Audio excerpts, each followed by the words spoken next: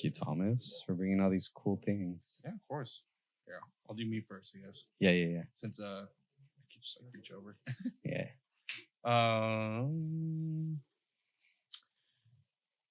You've been in this. We had a men's group once here before, Yes. right? Yeah. Oh, I've been in this. I knew exactly where to go when you gave the address. Like, okay, I know. I got to go to the side of the house because when I went to that meeting, I went to the front door and your dad's like, "Can you go around?" I was like, I'm not gonna lie though, you look a lot like your dad. I was just like, oh gosh, yeah. Oh, that's on camera. Yeah, thanks, man. Yeah. I look up to my dad a lot. no, I mean, like I could tell, like, okay, this is not Diego, but this is definitely someone related. It gives me Diego vibes. Yeah. So don't ever use this on pipes, right? Basically, yeah, you don't want to because it'll taste like the. Well, the big thing is that it'll overheat it. So with I'm assuming it's like a standard briarwood material. One thing you got to know is like the melting point. Like just it could be something else, but if it's usually it's like a briarwood material. The big thing is that the melting point of it is like 900 degrees or something, and usually torches are about 1100 or like 1000 to 1100. From what I've been told. So like if you use that, you're pretty much. Do you want to move this up at all? If you can hear yourself good, it should be a little good. They say about a fist away. So if you're a little bit closer than that, then you're good. That was first try. First try. With Alex, we had to keep telling him like, "Can you move it closer, buddy?" No, I'm kidding. I'm kidding. I think like as I move, like recline or sit up, like you can adjust this as. That's what I'm gonna be doing. Like just before I had a different type of stand, and it would drive Christian crazy because I would just kind of go like this, and then I would have to like do all this kind of thing with the stand. Funny maneuvering. Yeah, just to piss him off. I mean, yeah, in post. So you stuff it in quite a bit, huh? Well, this one's bigger, so but like, yeah, this is like a bigger one. There's small ones where you put almost nothing. Is this considered medium? Yeah, it looks pretty large from the. I mean, you can if you put your finger in and just feel around, like if you feel like you got a lot of space, then then like it's big. Well, but I have little fingers, so do I. But look at my thumb. I don't tell anybody. I got sausage fingers so bad. Yeah, I try not to like show that off or anything. Can't think of a time where you can show that off. Yeah. Do you mind just opening the window and the blinds for the smoke? Thank you. You just lift up the blinds like it's like magic. Just lift. Yep. Wow. This stuff will actually be. It's supposed to be pretty strong. That's good. They call it. I've been fasting just so I can get messed up today. Really? No. I actually had a big meal. Because I knew we were going to drink and smoke. So like it's been a while. You want to, yeah.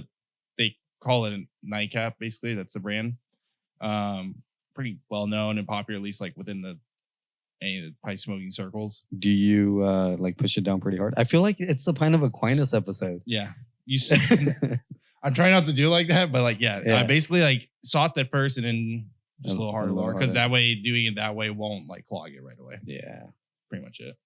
All right. Do you know the trick to keep it constantly going? Constantly going? Yeah. No. You do? Wow. How long have you been smoking for? Tobacco, everyone. Man. My dad always did growing up. So then when I was 18, I did it with him. And then in college, it was like very off and on. So I mean, like, if you put it all together, a few years, I guess. Yeah. But like all those little tips and tricks I just got from him pretty much right away. That's so good, like you don't have to. I didn't have to think about it or try it or anything like that. Like risk screwing things up. He taught me everything like right away. Yeah. So that's pretty cool. Yeah, I had a cousin who invited us over for poker, me and my brothers, and he just started handing out cigars, and that's what I started with. Yeah. I'm like, you know, it'd be really cool, a pipe. So I bought a pipe and I bought some tobacco. Yeah, but I bought it for my brother. I'm like, you get into it first, and then for my other brother's birthday, we got him one, and Christmas was coming up. I'm like, I got you guys some stuff, so like, how about we, bring a little love my way. Yeah. So when I got one, then that's when I started to mess with it. I don't know. I enjoy it. I think you gotta find the right stuff. So this will be like a good way to figure out what you because the thing you want. I've only had that one brand that Yeah. So that one, I mean, what they usually sell like mostly online, or even if you just go into a store, right? It's just kind of what they call like an aromatic. So all that is it's mostly meant to make the room smell good, and usually they'll add flavoring to it so that it does taste really good. Yeah. But in terms of strength and everything, it's mine's a little weak. I've had bigger, stronger cigars than I have. Yeah. So, I mean, for a lot of people, that's what they want, and admittedly, it's a good way to mix things up every once in a while. But it smells like figs. Yeah, it's really good. Yeah, it's gonna like smell like figs. It's gonna like taste like figs, and gonna be basically just more conducive to just having that kind of fruity taste, because a lot of people can't handle something as strong like as a cigar. It's like a real. So if I smoke cigars, I should be fine with this one, right? Oh yeah, yeah. It smells. I mean, I like the way it smells. Unless it's like. It smells like I'm running in the woods. Yeah. After no, it smells like I'm running in LA right now. It's a little smoky, Ooh. Just a little charred, a little bit of char. They're all gone. Well, at least the ones in LA. Unless they've relocated, then we got them. Listen, as someone who grew up in the Bay Area, or like had family in the Bay Area, like I don't. They'll skid off my back. Yeah. I mean, they've been in my prayers, so. Of course. Yeah. But I mean, it's LA, right? Like, don't even get started about what's under the Getty, okay? Yeah. Don't even get started on that. Yeah, let's start talking about the Old Testament God in LA, and and actually, it was very funny when I was when they started. It reminded me of a priest, or a chaplain at our school. He was in Norbertine in the St. Michael's Abbey, and he like was kind of a kooky guy, but he was really intense about his faith and everything, very pious and stuff. You could see him like walk around our campus, which had like a 1 mile loop, praying every day, praying the rosary. And he started doing that just because he had heard of like the possibility of like ghost sightings, apparition sightings, because some students have reported that in the past. So he's like, oh no, I'm like, we're not letting that happen. So he would go around and basically kind of form what he thought was like his own protective barrier around the campus, so that stuff couldn't enter. And he told me once at like during our lunchtime, he's like, I had like a dream last night. I was like, you had a dream, like Father David? And he's like, yeah.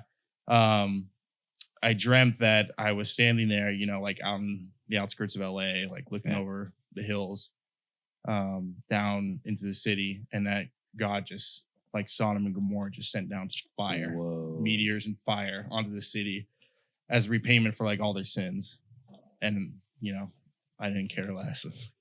Wow. Okay, Father. Like, I mean, admittedly, they probably deserve things like that. But in school we had studied St. Augustine, who famously says that we all deserve hell, right?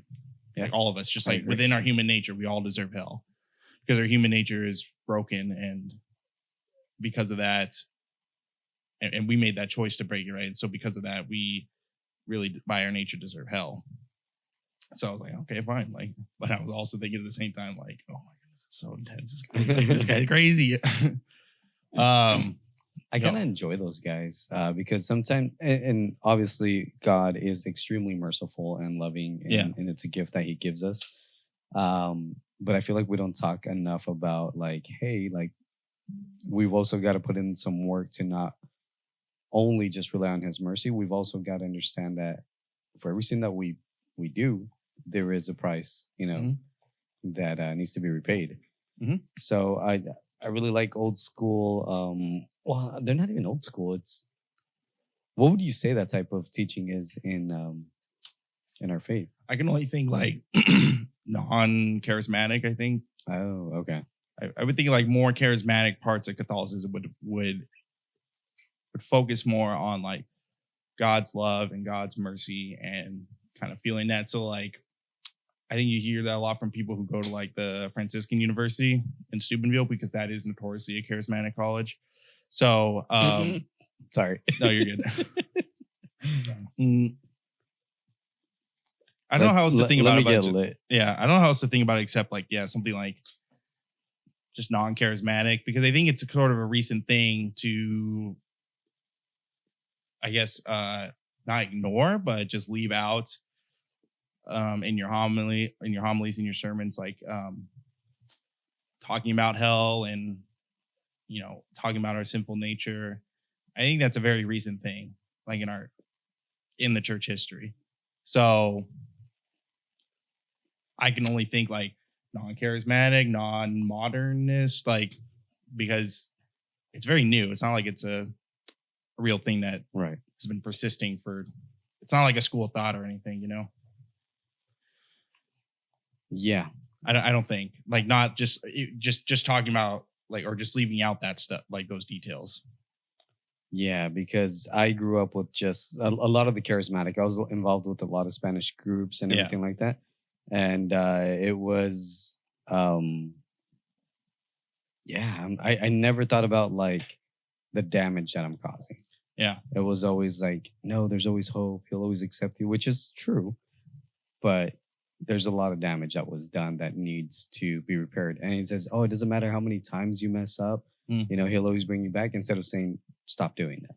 Yeah. You know? Yeah. There's a lot of, I mean, it's very biblical though to focus on the fact that what we need to do is like repent, you know, and what we need to do is, you know, turn away from sin, you know?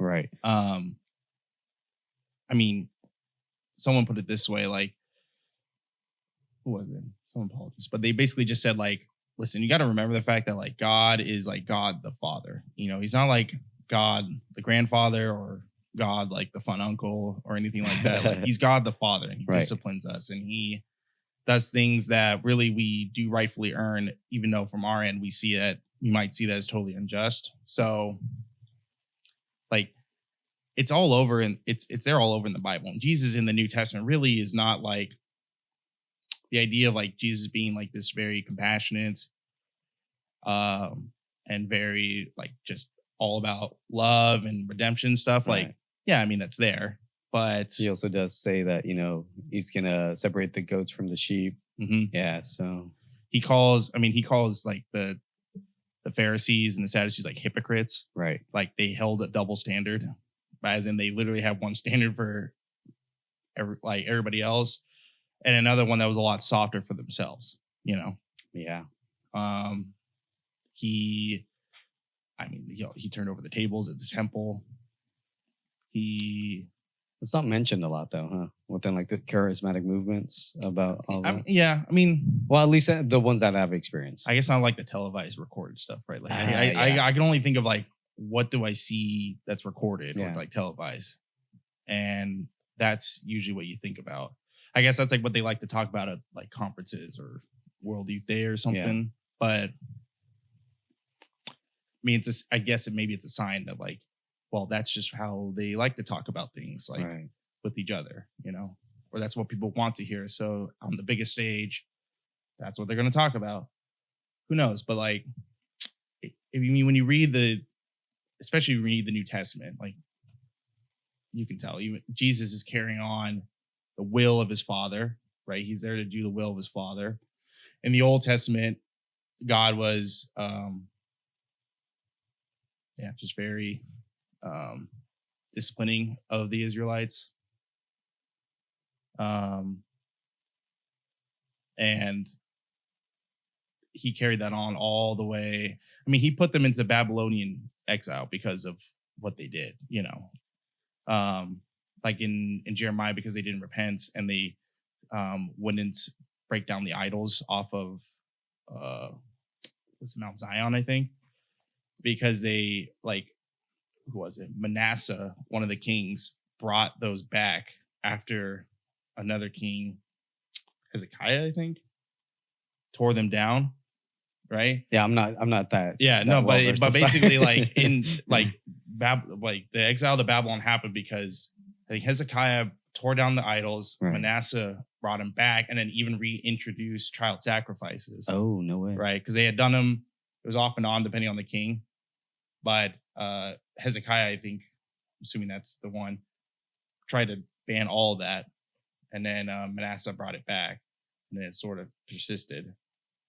Sounds like our presidents, man. They right? They try to bring something, another one takes it back. But because they wouldn't repent from that afterwards, then Jeremiah comes and tells them, you'll be taken away, and I think even the king at the time was advised by Jeremiah to try to surrender, because if you do, they might have good terms. And he wouldn't even do that. Like, they were so stubborn. That was their problem from day one, was right. God says in Deuteronomy 10, that I tell you to circumcise yourselves, and now I tell you try to circumcise the foreskin of your hearts, be no longer stubborn. Yeah. But they couldn't do that. So you see that even down to their final days, where they wouldn't listen to Jeremiah and negotiate with the king, or with where was the king of Babylon? Nebuchadnezzar, yeah. So they wouldn't even negotiate with him, and he just utterly destroyed the city. And I think he laid siege, he sieged it too. So you'll see Jeremiah talking about how there's people in the streets eating their own kids. Whoa. Yeah, it's very bad. It's it's insane. So it gets that bad. That's crazy. I should read more of the Old Testament. I'm very much of the New Testament. It's because I get so lost. I'm I get lost in just trying to pronounce their names. Don't worry about that. Did you take theology? Yeah, all 4 years in school. So I guess this could be my background. So basically, when I went to undergrad, we did 4 years of theology, 4 years of philosophy, 4 years of math, 4 years of science, or what we called it natural science. So we cover a broad range of things. I think 2 years of Latin, a year of music. Wasn't really music, it was musicology. So kind of talking about how things sounded to you, and how if you play this note or this note, it sounded better or worse, stuff like that. I think, and then 4 years of what they call seminar, so evening classes. And the first 2 years that was once a week, and then this last 2 years, that was twice a week. And that would cover a broad range of things. Sometimes it would just cover leftover philosophy stuff. I remember our third year, it would cover political philosophy stuff that we couldn't cover in our normal philosophy class. Right. Our fourth year would cover things like economic philosophy. So Hegel, Marx, well, not really Hegel, but Marx, Engels, who followed Marx, Adam Smith, right? The Invisible Hand. So it was just it was just a broad range of things. Whatever else we couldn't cover would be covered in that seminar class. So the first year you read the Bible. Everything except for Chronicles. So I wouldn't finish that later. Right. Because in Kings, it's not exactly the same thing, but it just chronicles the kings of Israel and Judah. Yeah. So that's kind of that's such a cool background, dude. And I'm glad I have you on, because you're going to have to explain a lot of things to me that I don't know. Mm-hmm. And I've always felt so bad that I don't read the Bible, but I've always been so intimidated. I mean, I read it for my mental prayer or Lectio Divina. It's just certain scriptures. I try to read it all. I've read, I think, the majority of all the Gospels. But I just feel so intimidated by the Bible sometimes to read it. In the way to understand from the Old Testament to the New Testament. I can read the Bible without any fear when it comes to while in prayer. That's where I feel most connected towards the Bible. So I don't know. Let me ask you this. What's your source of that fear? What do you think that is? Oh, that's a good question. It's your book, right? It's you're a Christian. The Bible's your book. What do you think makes you afraid of it?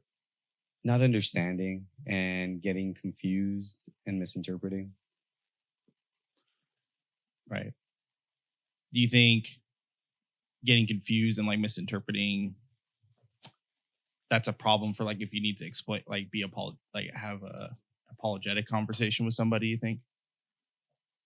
I think so. Yeah. But I don't really put myself in that situation. And when I have, I realize that they don't know a lot either. Yeah. Like 90% of the time, they don't know a lot. And when they do know a lot, they're very kind about it, you know? They don't try to like aha you because they can tell my level of skill, you know? Yeah. I'll say this, like when I started my first year at my undergrad, which is Thomas Aquinas College, Santa Paula, California. Shout out to the 95006. I forget the zip code, but anyway, not that they care. But like when I started my first year, I didn't know anything. Yeah, I knew nothing. But one thing that kind of dispels the fear is like, well, just do it, just open it, and just read it. Yeah.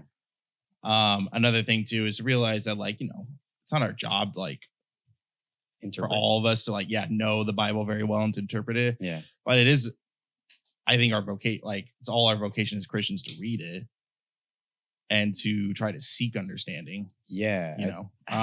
So I get the fear though, because I was afraid. Like I didn't know anything.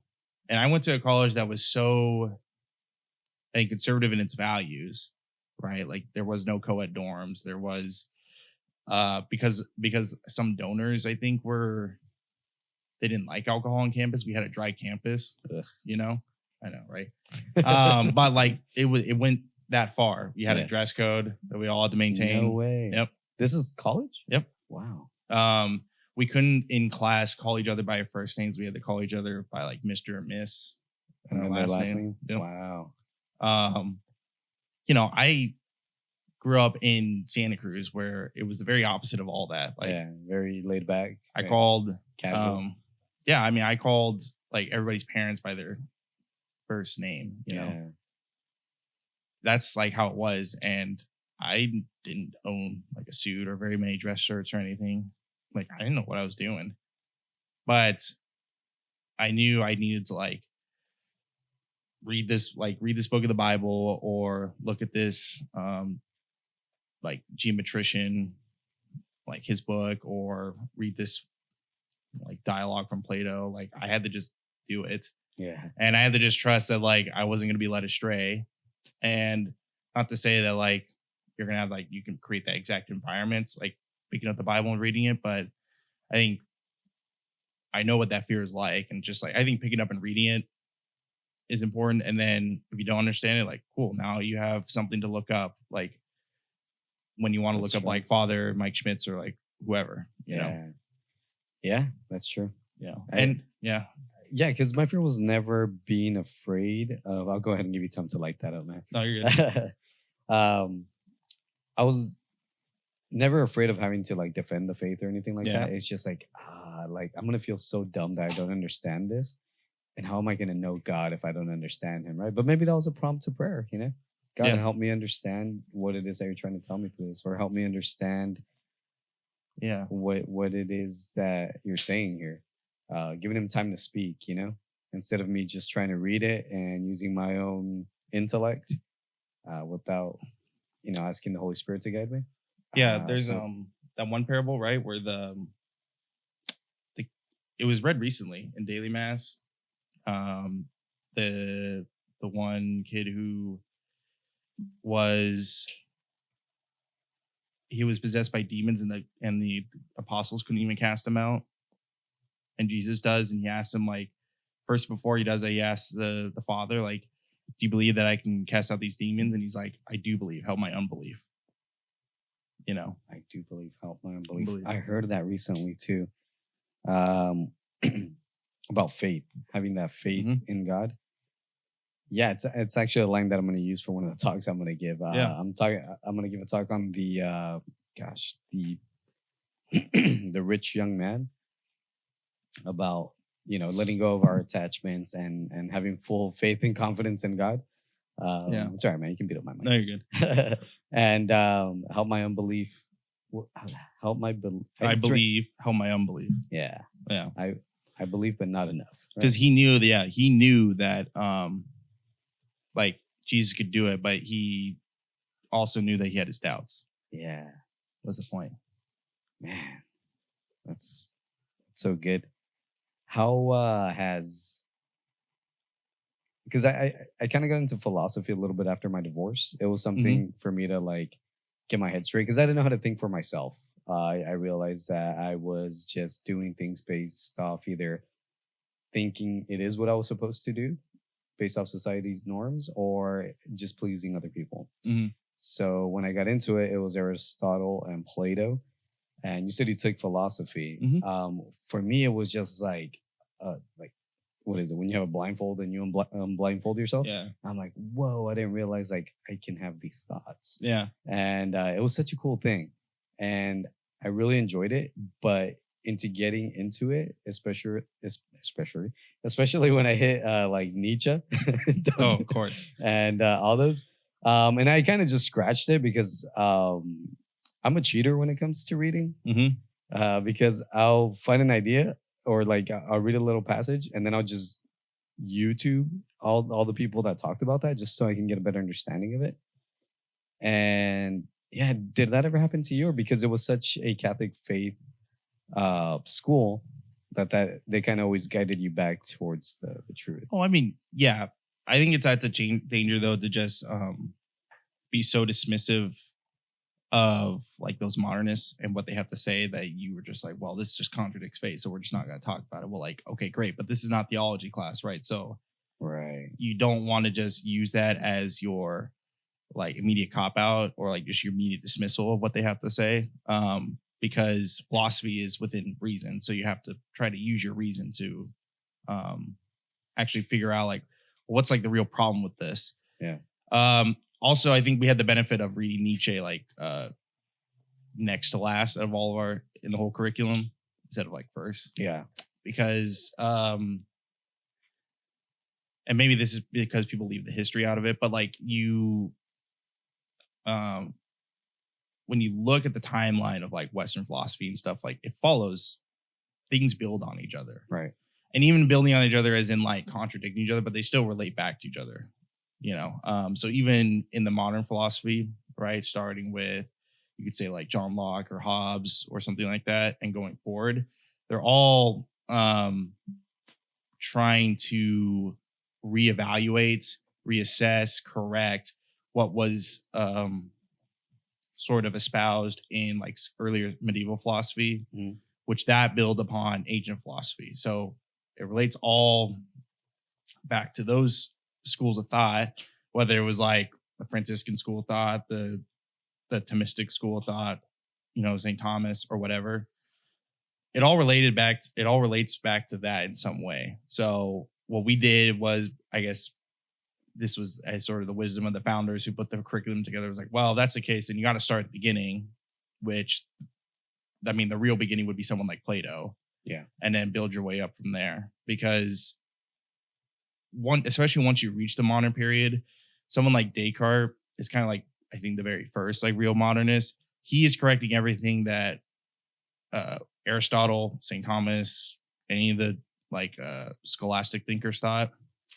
And then everybody after that is really kind of critiquing like Descartes. Oh, I see. You know, so critiquing him or critiquing people who critiqued him, you know, so it becomes a very individualized approach because now everybody has their own school of thought.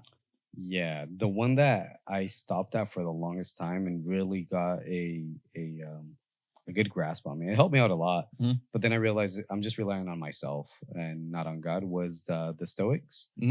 Yes, Marcus Aurelius, Seneca, and Epictetus. Yeah, Epictetus, the founder. And I know there's a couple more, but yeah, I really got into him to the point where I was just like, I have control of everything. I can allow things to influence me, and or not influence me. Yeah. And I really liked it because I felt like I was in control. Yeah. But when things were really, really tough and I'm like, I don't have control of my emotions. I don't have control of this high tension stress. Like, what do I do? Yeah. That's when I started to look towards God a little bit more for my reliance. To be honest, I'm still really hard-headed on that. I still fall into like, no, I've got this. Like God gives me a little bit of like, all right, I got you. You know, he props me up, and then I'm like, I got this. God, I've had this. But the whole time, it's like his hand just holding me up. Yeah. And then he lets me fall again. it's very compatible with a lot of. I think it's just very compatible with a lot of like successful modern people, right? Like there was like a whole movement of like bringing back like stoicism, trying to start like a neo-stoic movement, because the name of the game is trying to control. But it gets misconstrued a little bit, because like with Aurelius and stuff, what they're trying to like tell you is like you can achieve so many great things, but you have to learn like to limit your like point of view to just things that like literally can be affected by like your agency. Yeah, it felt like drop your expectations of everything and everybody, and that way, some people construe, and it makes everything easier because you're already expecting everything to fail, like, or like you're already expecting like, for example, I can be like, man, I'm already expecting this podcast with Thomas to be like, whatever, and then something good happens. I'm like, oh, see, that philosophy works, because you set standards so low. That's what I felt like. That can result from that. But I think a huge thing that it gets rid of, which I think a lot of modern people don't care about, is like, one, it turned, obviously, like you talked about how it just kind of turns things like towards yourself. But the problem with that is that kind of gets rid of the idea of man as being like a sort of social animal, right? Or like a political animal. Aristotle says like one of the distinct marks of man is that he's a political animal. Like he needs to have community, and in that community there needs to be structure. There needs to be a ruler that can rule over that, or rulers, whatever they choose. And if you just think like, well, the only thing I'm going to worry about and control is whatever is like kind of directly affected by my own agency, like whatever I can actually do to change, and everything else is not really that important, that will tend to create just a bunch of individuals, or maybe even like hermits or something like that, right? It will make you want to think like, okay, how do I achieve that? I have to just not worry about the community I'm in, not worry about the people I'm surrounded by, just worry about myself. But that's a huge modern thing that people do even today. Yeah, and there's a lot of if I've met so many adults that are so lonely, because they start with like, no, I need to really focus in on myself. I need to lock in. I need to, do what I got to do to be successful, to reach that next milestone. A year passes, 2 years pass, and they're like extremely lonely, socially awkward, and it becomes very compatible. That stoic way of thinking becomes very compatible with that way of thinking, which is very like economy driven, right? Like money driven, trying to like be really good at achieving things so that I can ultimately like try to make more money, right? Because a lot of those people try to like find success, and a lot of the success involves things like money, or like honor from other people, like people praise, praise.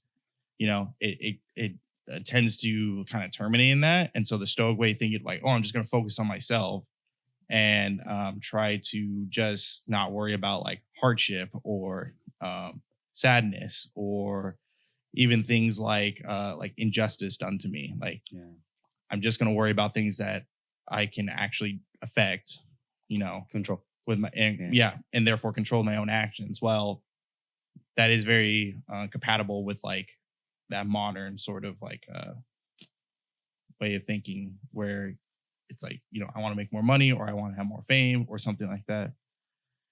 And it creates a lot of problems, because I think it neglects the part that we are, like political animals meant to be in communion. Communion. And by animals, like, I don't mean like beasts, but I just mean like some of us. No. Well, I mean that in the classical term of like, we have in our souls like an ability to do things like grow. Yeah. Right. Oh, I see. But we also have an ability to do things like breathe, stuff like that. Like animal, because animal means like things that breathe. So just kind of like in that general category of like, living, breathing things. We're those kind of animals. Such a mess with this tobacco pipe. I need to smoke more often. Wow. Yeah. Like anything else is just practice, right? Yeah. So the more I smoke, the better I'll be at it. Just like philosophy. The right things. Right things.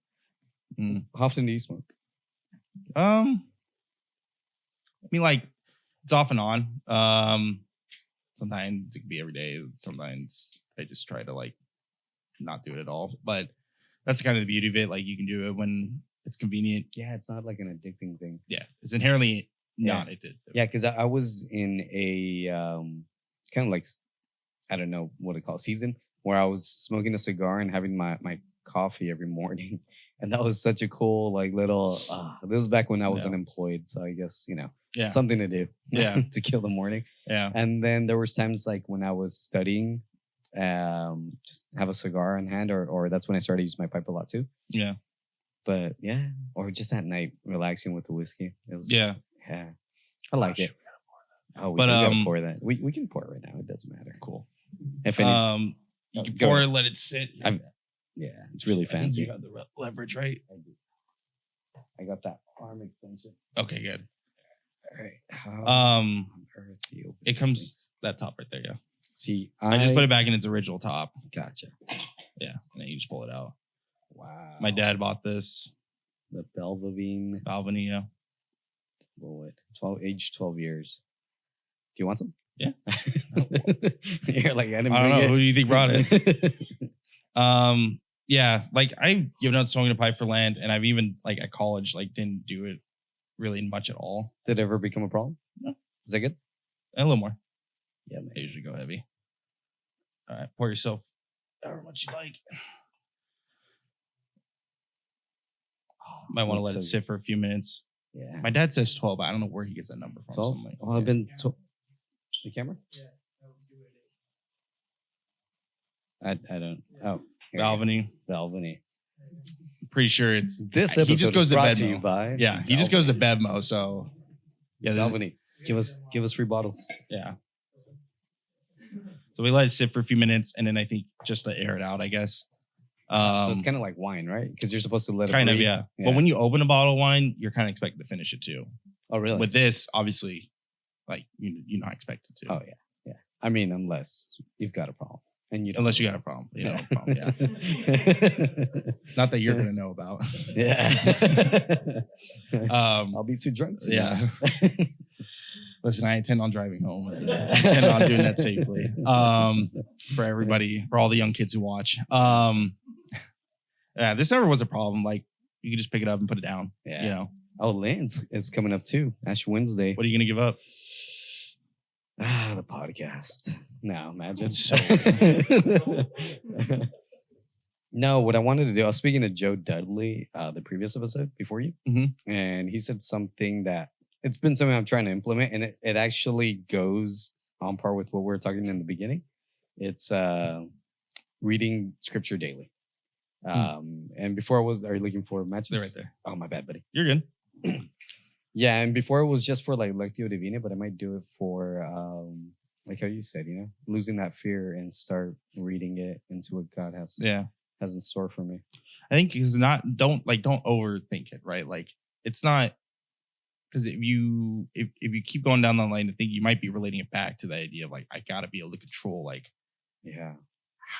what knowledge I get from it or how much, and how that affects other people. Yeah. But like you don't need to. And put it in historical context. Like, it wasn't until, I don't know, the last 100 years that, like, learning to read was just a common thing people did. So it's not like before that, people knew so much. Everybody, like, in mass knew so much more than you did. Yeah. Because they read it more. So, like, they didn't even know how to read. So, to be fair, I haven't been actively reading for, until 8 years. Yeah. I do that sometimes just to remember, like, listen, like, what these skills you have are like, or whatever you're thinking about is like a special thing that like, most people would only dream of like having to worry about. Like It's a special kind of problem or whatever it is. That's true. So it's like, okay, well, I'm just not going to worry about it. Like I'm just going to jump in. I think at least 2 times when I tried to read certain parts of the Bible, I think I got what's after Genesis, it's Exodus, and then it's Numbers. Deuteronomy. I think I was in Deuteronomy.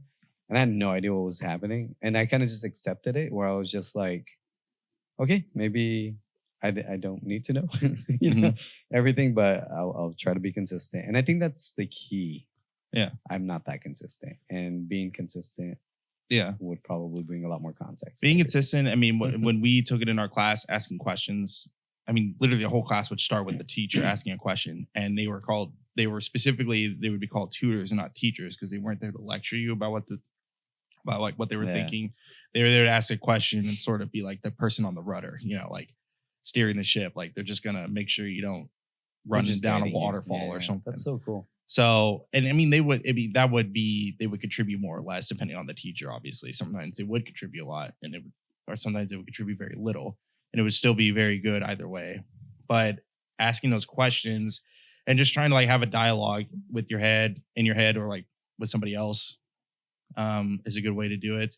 And then you also have you have the guidance of the magisterium and the church, like the deposit of faith, anybody who's contributed to it. So any of the biblical commentators, there's a Jerome biblical commentary. There's one by St. Thomas. I think in the medieval period, there was a lot of them, a lot of biblical commentaries. That was sort of like what you would do if you were like a monk or like a priest. Yeah. That would be like the end goal of all your education, would be able to like use all that to help interpret scripture. Wow. And theology, because theology is supposed to be the king of all sciences, basically. I think, and by science they mean like branch of knowledge, things that you can kind of know with certainty, not like a natural science or anything. But so you have that as well. You don't need to know everything, because these people, the church, like it's there to guide you, for a reason, because we can't all have the time or maybe the capability really, or the desire to like want to study it the same way as other people do. And that's fine. Yeah. That's the thing that's left out, right? Like with this modern way of thinking of like segregating the individual from the community, right? Segregating like our abilities and our vocation in life from everybody else's, because everybody has a part to play. And I think if we forget that, then we sort of lose sight of like our ability to depend on others to help us with things, and our ability to really I guess like develop what we think is like our true skill, Yeah, and then the beauty of coming together and letting everybody shine in their own way that complements everything, and unify everything. Because did you ever read the Republic? No. Like the big thing, and this was a big thing in like ancient Greek time, was that the community was like the biggest thing, was like the most important thing. Entertaining something like exile for punishment, which they did with Socrates, was like almost worse than death, because the community was so important. And in the Republic, what it reflects was like when Socrates goes on about people's different roles that they would play, there'd be a shoemaker, a leather maker, a soldier, right, a ruler, a farmer. Like that was the way they looked at our roles in our community, like in the community, was that everybody had their own skill. We need to find what those skills are so that we can provide for the common good. And I think we lose sight of that. Yeah, I think definitely we do. I keep mentioning it a lot that I don't specialize in anything. Like I don't have this one skill, because I've tried to get so many different types of skills, and at the end, I have like not. Well, I mean, I know now, like 30-something years old now. Like okay, I'm pretty good at this. I'll just kind of start sticking to that. But before, it's like I wanted to, learn music. I wanted to teach. I wanted to, so on and so forth. And I think that becomes very stressful, unnecessary, and it makes me rely on myself way more, like how you said, instead of other people. Yeah, and that's what God brought other people for in communities. It's, and like don't get me wrong, like it's a special privilege for us to be able to like actually have the time for those things. Yeah, but I think to still like focus, like for us to praise that more than what we can contribute to the common good, for us to, I guess, care or like just focus on that more than what we think should be our vocation, right? Could be a problem, because then we're not going to find a direction, or we're not going to believe that we can have like one skill or two skills and rely on everybody else to provide the rest, right? Something like that. Yeah. I mean, that can contribute to a breakdown, in community life. Yeah. And one thing that I've noticed too, like for example, I really sucked at public speaking. like giving talks or like even like if it was just the four of us in a table, I'd be really nervous and very shy, and then I'd just like be too much in my head that I just say nonsense. Yeah. But with time, I noticed that there was certain situations where nobody was stepping up, and I felt that like, well, nobody else is doing it, you do it, and God definitely provides like those gifts and those skills, you know. And man, so yeah, it's both, right? It's yes, and you provide a need if you can, and if you can't, you know, look to your community. Yeah, but reading scripture more, that's actually a good practice in Lent, because I think everybody just wants to focus on giving something up, right? Yeah. And even I did, but this one Jesuit chaplain, we had like 4 or 5 chaplains, but like this one of them was this Jesuit who was really old, Father Buckley. He was like in his 90s, you know, still doing mass and everything. When people asked him, like, Father, what do you think of me doing, like giving this up for Lent? He would say it like at lunch or, you know, around campus to people. He would say in his homilies, like, giving up things is good, but, you know, the better thing to do, like in his opinion, was to try to find something that was like holy, or like something that was like beneficial to yourself or the community, to try to do that more. And he would suggest like reading scripture. Yeah. And that goes with what you're talking, like what we're talking about, because for you, that's like something maybe that can, you know, be tough, difficult, you know, and then maybe you have to reach out to somebody to do it, like to get some help or some just guidance. Yeah. But like it will help you improve yourself, but also kind of like be able to like say like, it's okay, like I can depend on somebody else, you know. Yeah. So I think that's like a really good Lenten observance, you know, like try to do more things. And I tried to do that ever since I heard Father Buckley's like say that to us. I'm like, yeah, he's right, I should do that. Yeah, I would say I was about like 3 Lents ago where I started to like, oh yeah, it's not just about giving something up and then overindulging in it on Easter. Especially it was like food stuff, like, all right, no soda, no chocolate, or whatever it was. And then it just turned into a diet instead of actually offering the sacrifice of me not wanting to, you know. And it's not bad, but it's just like sometimes you could be, in my opinion, it's like sometimes you could be a little more creative, right? But like it's not bad because, right, we're body soul united. So like even though it's like we're focusing on, I guess maybe just a diet or something, it's still that self-denial. Yeah. And that our soul gets affected because it's unified that way. Yeah, that's why fasting is so powerful. You deny your body from things that make you feel good, and even when you feel bad, you just offer it up, and it unites your spirit to like, hey, maybe I didn't, like in the spiritual sense, it would be like, I don't feel like praying, but you know what, I can power through it because I was hungry and I still powered through it, kind of thing. Yeah, and the goal of Lent is to try to take those disciplines you have and actually incorporate that for like the remaining days in the calendar, right? Like for the rest of your life, basically. Yeah. You know, like even if it's a slow increment. Yeah, Joe was talking to me about that, about like, you know, it's kind of like a spiritual boot camp, like times of Lent and Advent, to pick up a habit that's going to help us after that season. Yeah. Sorry, that's I'm not worried. That's one of our fans. Any questions from our fans that just rang up right now? What if? Do you guys have any questions? No. You want me to tell you why I'm giving up for Lent? Actually, ironically, no. I'm just kidding. Okay, good. You might not like it. No. Okay, hold on. Hold that thought. That's my question.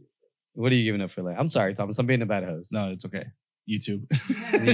Yeah. Oh, we'll edit it. You know, so that way it looks like I'm a good host. This is so bad. Like I work from home, so I have one screen in the center, one screen to the left of me, and so I can just like put on YouTube because it's just like free, whatever. Like, and I can just put that on. I do like remote customer service, so if I have to like answer a call or call somebody back, like I can just pause it and answer it. But it's become a chronic. Like it's not good at all. I worked for 2 call centers, and that's actually where I got into reading. Because in between calls, I just pulled up a book because I should do. Yeah. Oh, okay. You know what I mean? Like, I have a bunch of books. Like, why don't I just read it? That's the beauty of working in an office, because people walk around and see what you're doing too. Make sure that you're on task, you know? Yeah. Yeah. So have you found a lot of challenges being at home? Being at home? No. I thought it was really helpful. Like it was, I think God let me have that job at a pivotal point in our life because we're raising our kids and I could be there to help, you know, because I think when I first started the job, like 3 years ago, Blaze was just like a little baby, you know, and Jazzy and I didn't know what to expect. So being there to help was like very nice. Yeah, what a blessing. You know, and I do think that will come to an end because I'm going to try to apply for like a PhD program, and no matter what, that's going to take me somewhere else, you know, and away from like working at home and kind of being where I'm at right now. So it's definitely going to break us out of our comfort zone. But like, because I had the time to like be there at home and observe things, either like listening through my headphones, like on a call, like, oh, they're crying a lot, or just being able to like in between tasks, like look at what they're doing and what she's doing and try to find ways to like improve like our routine or our day-to-day schedule.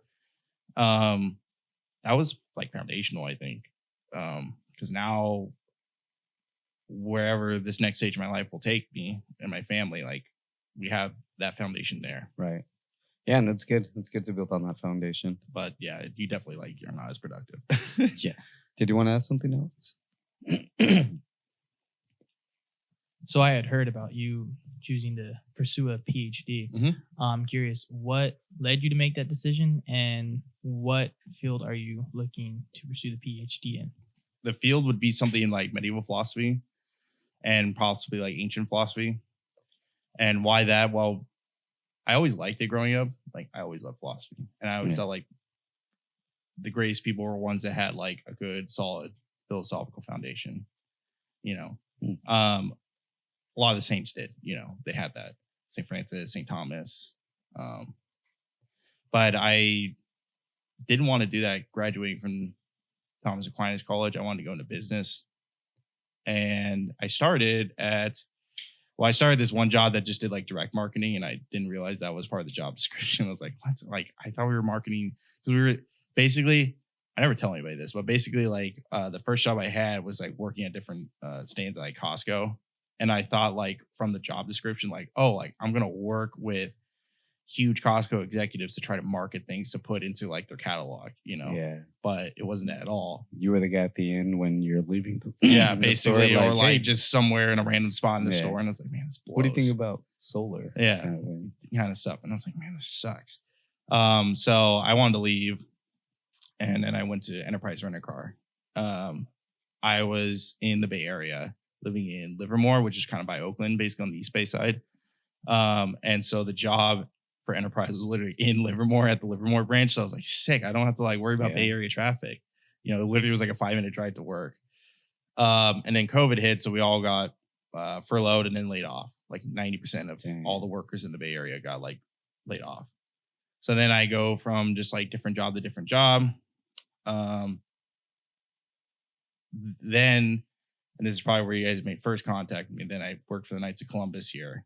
And I'm going to tell you something. There's one side of the Knights that's like the actual like group, basically. Yeah. And then there's the financial side where I worked at. And I'm telling you, it's two different things. Yeah. Like two very different things.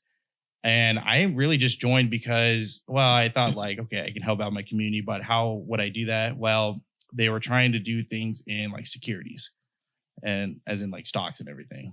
And I was like, I could put my like, you know, my critical thinking skills to that. Yeah. And I wanted to really focus on that.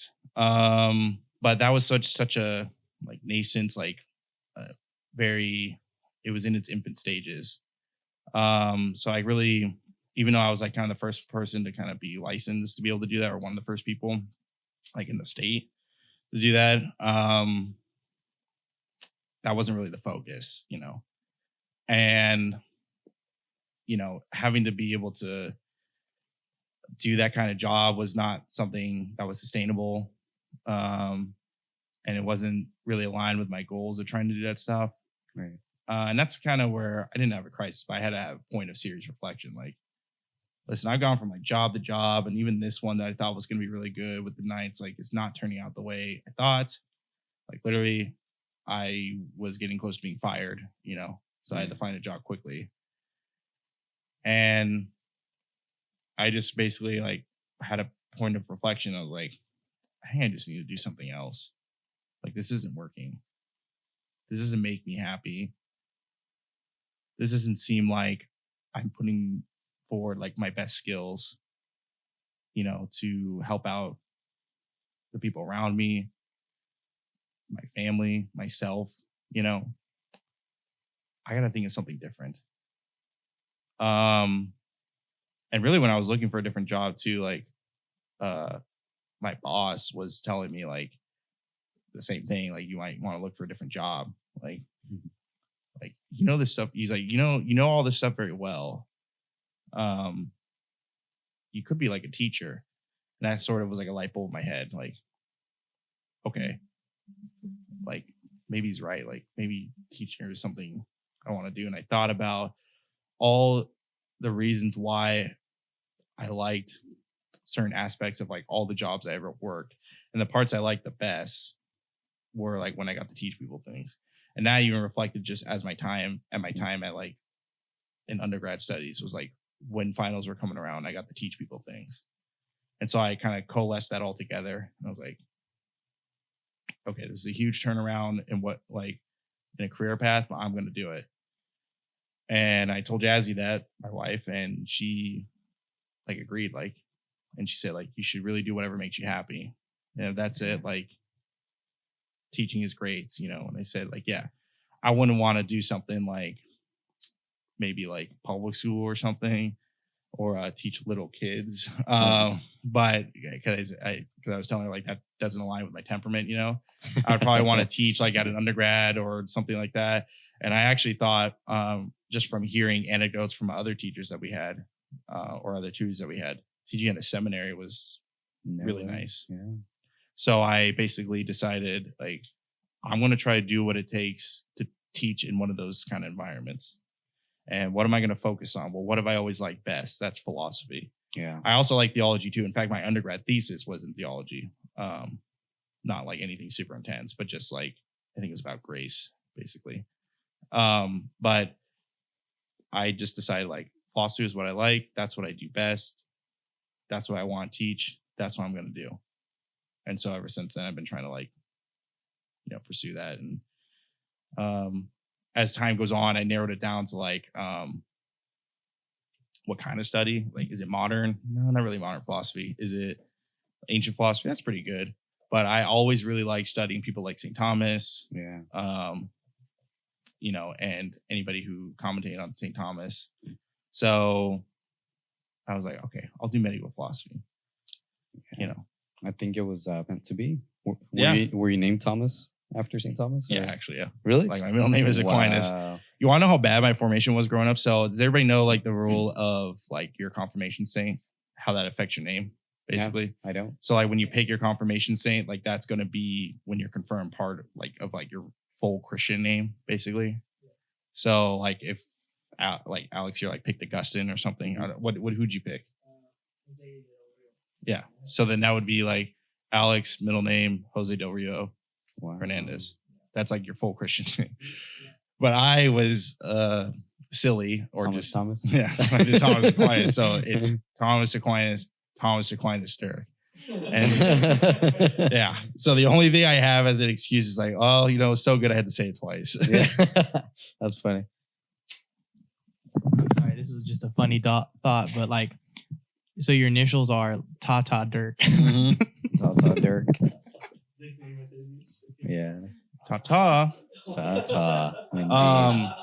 So I don't know St. John's last name, the apostle. So am I just Diego, no middle name?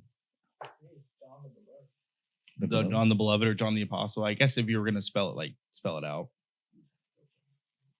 What do you think of that? Just as kind of neat. Extremely smooth. Yeah. Extremely smooth. Yeah. So then what you can do. Now I know how cheap the type of whiskey that I buy is pretty cheap compared to this is really good. So then what you can do, because it's still going to be kind of like an untamed sort of flavor, even though it's smooth, is sometimes you can like chase it with water, I guess, if that's your style. I want to try what like you I'm do. doing. But basically, This is like what all the connoisseurs do. You just pour like a tiny bit, just like that. That's when I first got into drinking whiskey, that's how I would do it. Yeah. Because I wanted to look cool. That was the main reason I chose it. And then little by little, I acquired a taste. First, I started with like Coke. Yeah. And then little by little, it was less and less Coke. And then a ton of ice. Let it sit for a little bit so it melts. And yeah, that's actually my favorite. Like, ton of ice and then it melts. Yeah. I don't know why. I think because you just like a lot of water with it. I think so too. Right. But this one, I hardly ever drink it neat, and it was so good. Yeah. Well, now try it now. So it's going to open up some more flavors. And it's going to give you sort of more of the floral notes that were, how do you say it? I guess like hidden underneath, you know? Yeah. It tastes like a completely different thing. Yeah. So the way I guess connoisseurs do it is they will just drink it neat at first, know how that tastes, and then put some water in it. So then like you kind of get like the full spectrum, the full range of the notes. And you can add more or less. Like you have, it's in your control, basically. It's in your control. Wow. Whoa. Wow. Thank you, God. I would have thought, yeah. But yeah, that's what I'll do. It's like my favorite thing. It's just have one of these. Man, it's been so long. I've been wanting to smoke and drink. Gosh, that sounds terrible. I wanted to smoke tobacco and have a glass of whiskey for like months now. I think the last time it was 4th of July. No, it couldn't be. No. The finer things in life, you know? Yeah. I don't think it's very simple things. Yeah, I don't think that's bad to say. It's just like that's the finer things. Yeah. And having the time to enjoy that is nice. It is. Yeah. It is. I just need to get cooler friends like you that do it too. Or do it more than me. That way you can teach me, because I went in it blind, and then I realized I don't know a lot of people that do this, and people look for me for guidance, and I'm like, and I just basically tell them what I like. And so this is nice. I've never been on this site. Actually, no, I'm lying. I went to Cigars. It's a cigar shop in Fresno. Oh yeah, Cigars Limited. Limited, yeah. I was gonna say LTD, but yeah, limited. That makes sense. I looked that up. I was like, what is LTD? Oh, limited. Yeah.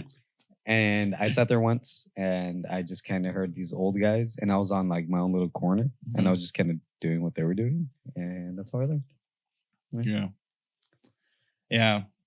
I think it's interesting because some people are like have asked me like how do you even know all this or do all this? Like I mean, YouTube's a very helpful guide, but like yeah, I mean, I think a lot of times you're just on your own, you know. Trying to figure it out.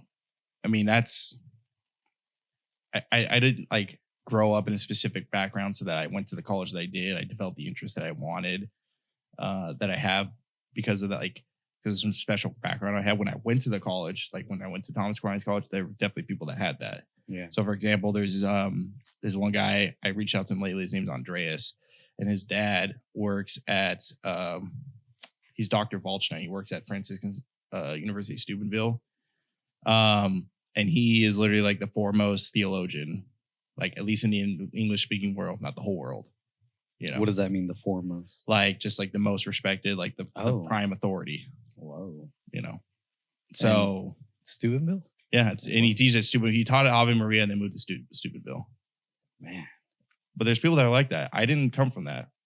You know, like growing up, like we didn't even like fast from eating meat on Fridays, you know, like I didn't even know that was what you're supposed to do, you know, and especially during Lent. So like I went like growing up, I went through all of Lent, like never having cheeseburgers every Friday. There's no line at McDonald's. What the heck? Yeah, awesome, right. Man. Like, you know, it's sick, you know. Why is everybody getting Filet-O-Fishes, man? Yeah, like I never did that. I didn't know anything about like the confirmation saint name like until I got to the college, and people like were laughing at me like, why'd you choose the same saint that you were named after? It's like, I didn't know, you know. I didn't even know that a lot of things were like inherently sinful, you know. Like, yeah, I mean, not to like brush too deep on the topic, but I didn't even know things like pornographic in nature were like inherently sinful. Interesting. I had zero idea. Yeah. You know, I didn't know they were sinful, but I knew I'd get in trouble if my parents caught me watching it or caught me having Back then we had magazines. Yeah, but yeah, I mean, I No knew idea. they were only pretty bad by that. Yeah. Wow.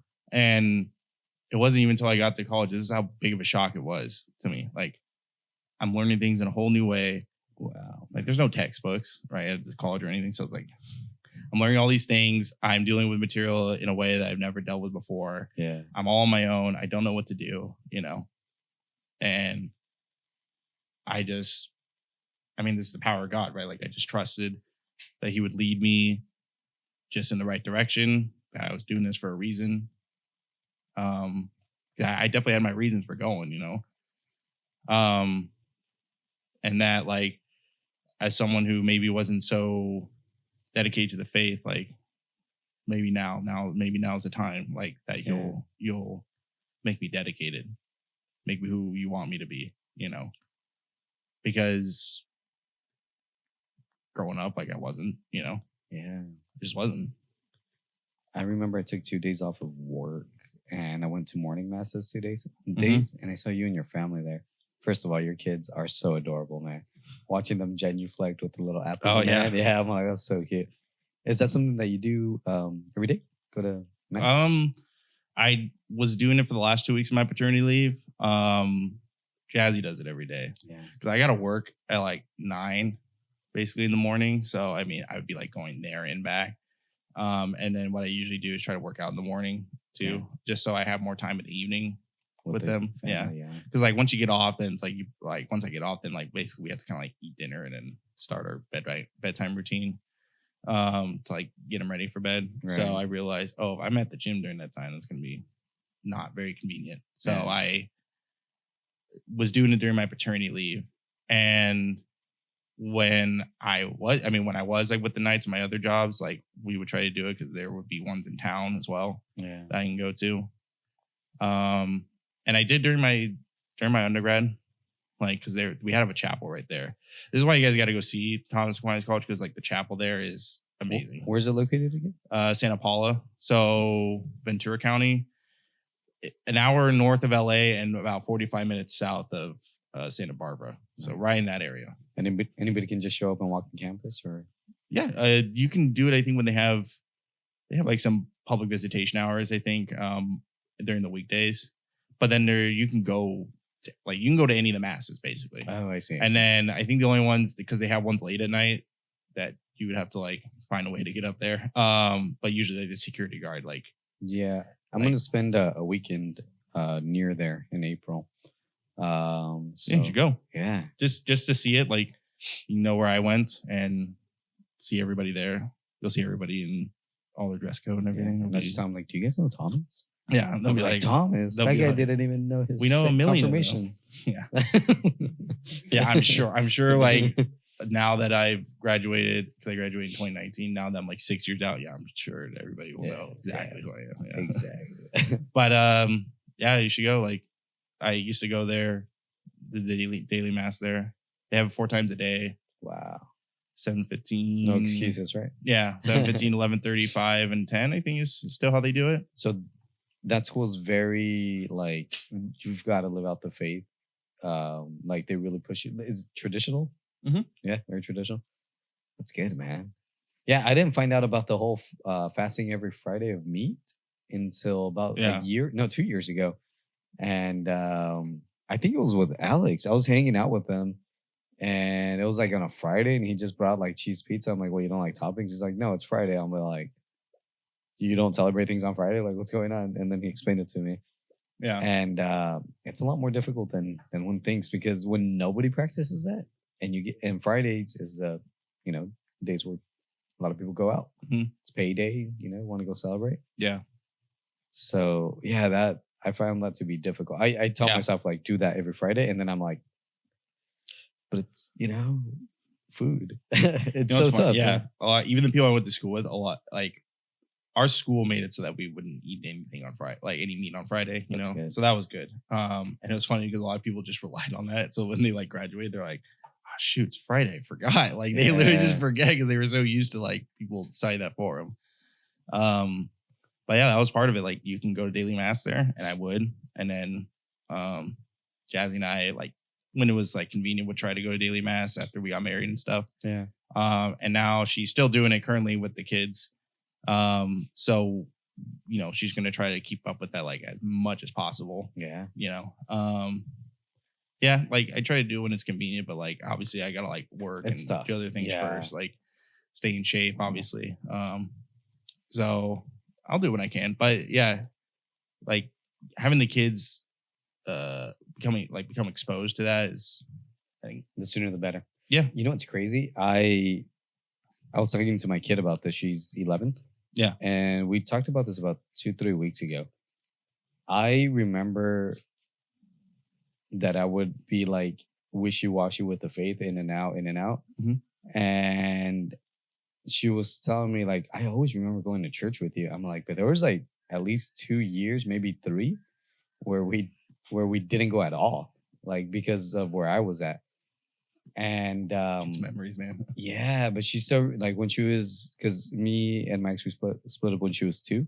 Mm-hmm. So like the first 3 to 4 years, every Sunday I was taking her. Every Sunday. It even became like a thing that like I'm like, I know it's not my weekend, but at least let me take her. I want her to. Mm-hmm. And my ex-wife was so cool that she just take her every weekend. And now my kid is just like, yeah, you've always taken me to mass. And I'm like, yeah, I always take you to mass. You're welcome. You know? Yeah. But getting them at such a young age, yeah, we'll definitely instill that in them. Mm-hmm. They'll remember that. Because I remember it from my childhood, but my oldest brother, he knows when my parents started going to mass. Mm-hmm. And oh, what's that? Yeah. Well, this episode is brought to you by Squarespace. No, I'm kidding. Squarespace is an online website making tool. And you have 2 under 2? We have, no, Pia just turned 2. So Blaze is my oldest. He is almost 4. Okay. He'll be 4 next month. And then Pia, it just turned 2 in late January. That's right. You have 3. Yeah. And then Henry is was born on the January 25th. So I mean, he's not even 2 months old. So yeah. But almost 2 under 2.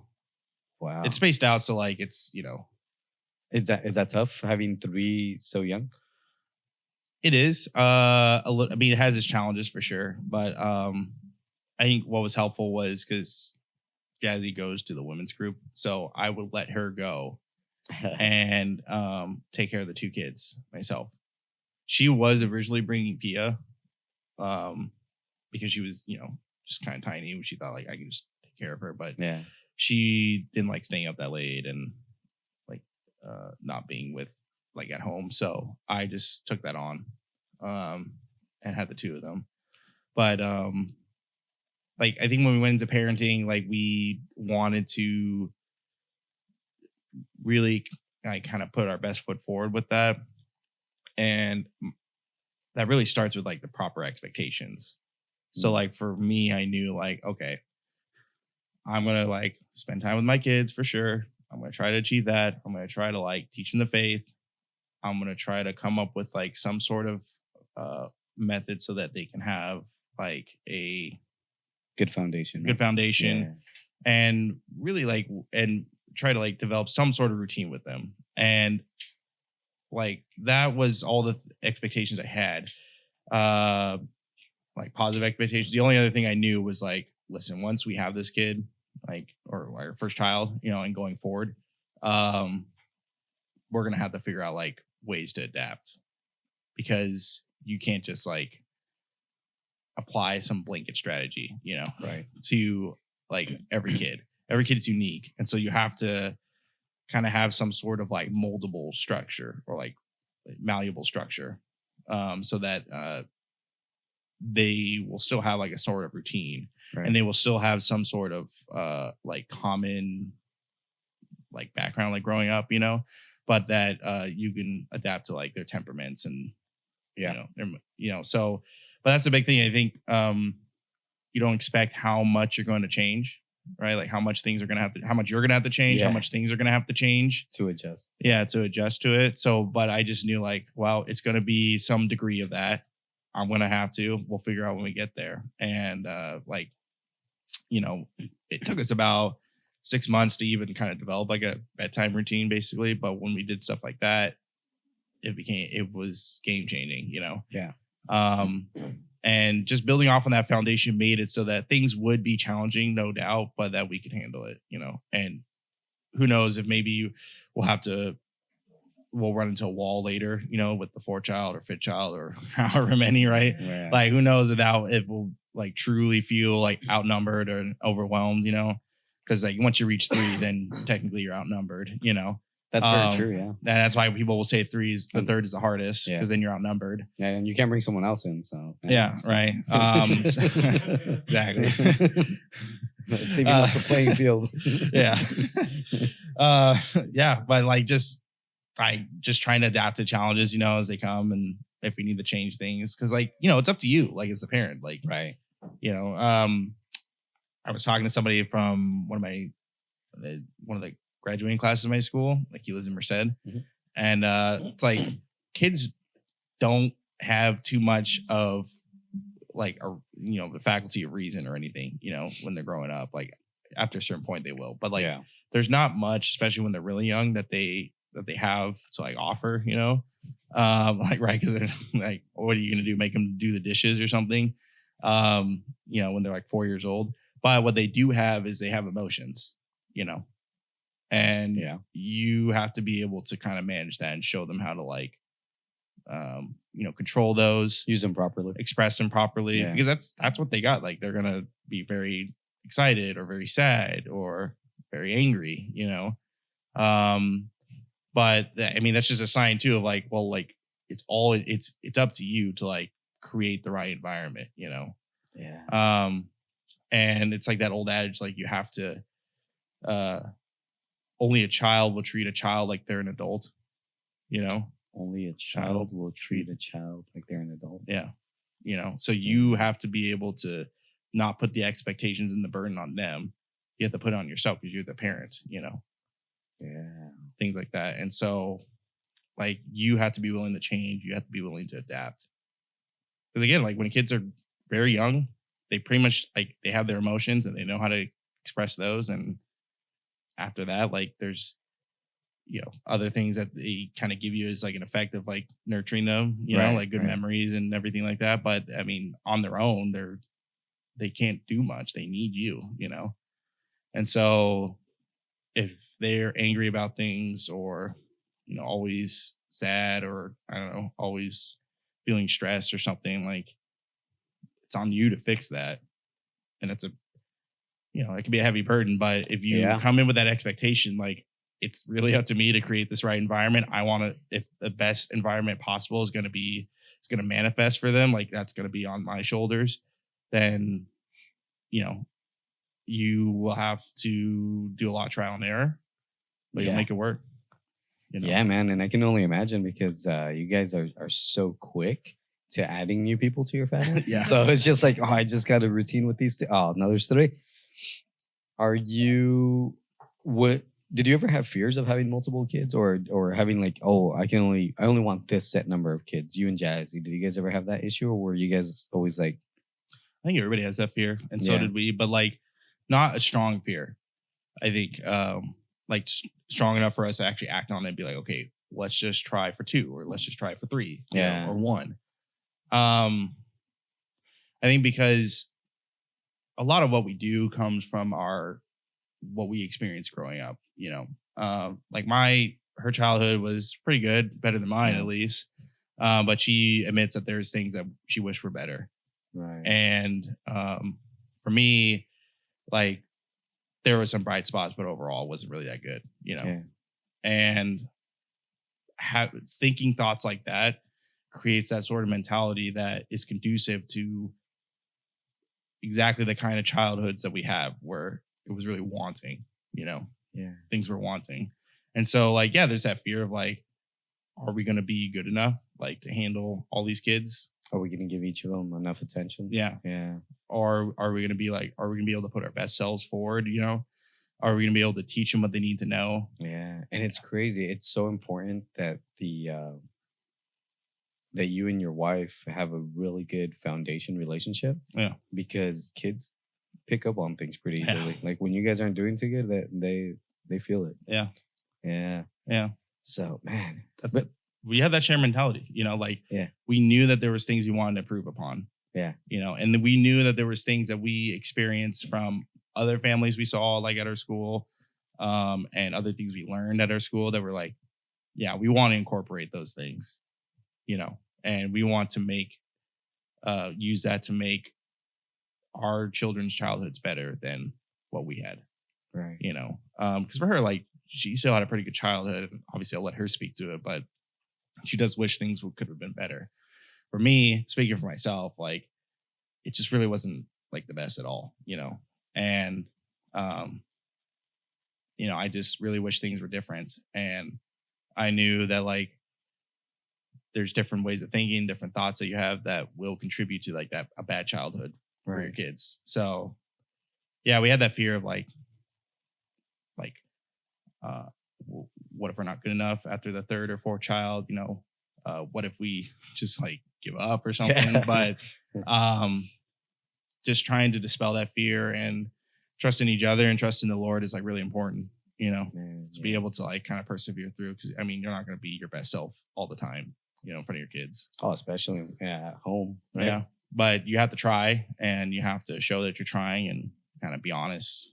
And be humble enough to know that you messed up the times that you did. You guys have a question or a comment? Yeah, I'm curious. How would you say your study of philosophy has impacted your view on parenting? Oh, good question. Yeah, you get a good knowledge of the human person, I think. Like one of the things I think you understand is how important like people's emotions are towards like who they are. I think that tends to be something that may be cast aside. But like that was a huge problem with the Stoics. And this actually goes back to another point that was a problem with the Stoics, was because they, if they could, would just cut out, you know, all human emotion. Yeah. You know, but like you can't ignore that. Like Epictetus talks about how like if your wife dies, you have to treat it like breaking a pottery jar and just be like, oh well, clean up the mess. All tragedy is the same tragedy. Yeah, basically, it's all the same. Attitude, yeah. But it's not like that. And then when you look at that, and even throughout like a lot of Western history, but especially in the history of the church, like it's never been that way. That like you would ignore something like that, you know. Definitely tears. Yeah. Too. And with philosophy too, because even philosophy, you don't need the faith. The faith gives you the best explanation, but you don't need the faith to know that like every person is unique. Every person has something to give, right? We're all going to develop our own skills.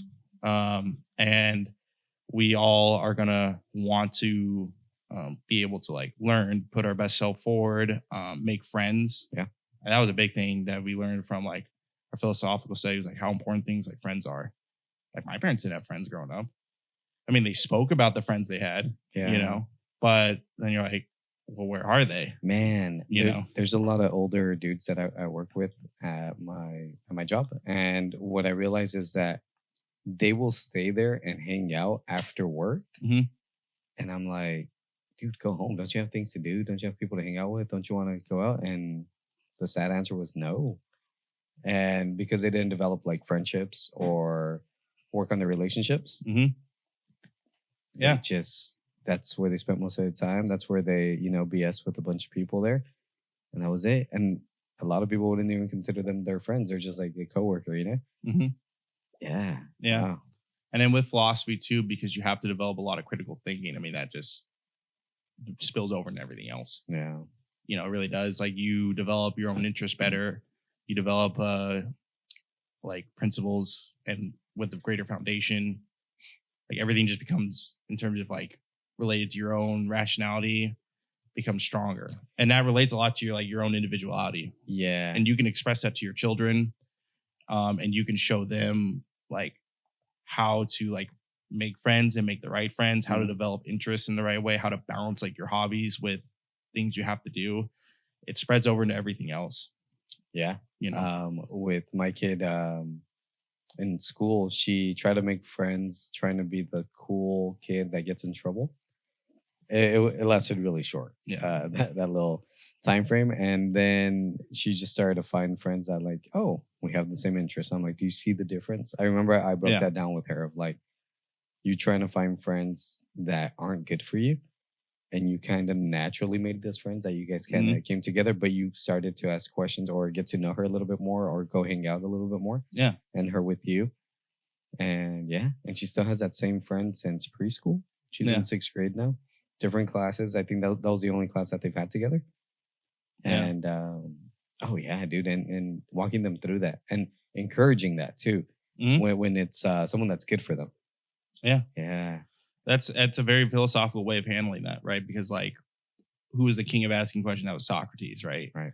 And so, like being able to, like know how to like ask questions like that, is very helpful. I mean, you learn to develop that in all different stages of like everybody's lives. Oh yeah, I was in my big like learning all these what philosophy was and getting really into it when Mia was like 4 or 5.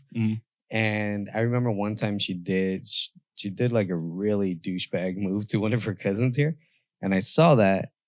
I didn't yell. I just said, "Hey, Mia, come here." And I walked her right outside and we have a little bench there. And I'm like, "Do you think what you did was right?" Like, and she's all like, "No." I'll be like, what? How do you think you would feel if someone did that to you? Yeah. And then she said, "Bad." I'm like, "Then what do you think you should do?" She's like, "Go say sorry." I'm like, "All right, good job." And that was it. No yelling, no nothing. And I was like, "Wow, I'm a really good parent. Look at me right now." I'm so wise. Yeah. But I was so glad for that moment and so glad that I don't think anything's an accident. That I was learning that at that time when she was at that age where she was pushing limits to see what she can get away with. Yeah. And I kind of told her like, well, put yourself, I guess I showed her empathy or, we talked about empathy. And then that's kind of how we resolved everything. Even until now when like she does things that she doesn't supposed to, I've never yelled. I've only yelled once. Well, this is the reason I don't yell at her because I yelled once because she didn't answer her phone. She was 3, so that's not cool. It's not cool that I give her a phone and give her that responsibility, and it's not cool for me to talk to her like I would talk to. Give her the expectations like I would for an adult. Like I'm calling you, I expect you to answer. So I yelled at her really bad, and then since then I'm like, nah, there's got to be a different way. Yeah. And since then it's just like let's talk things out and we'll figure it out.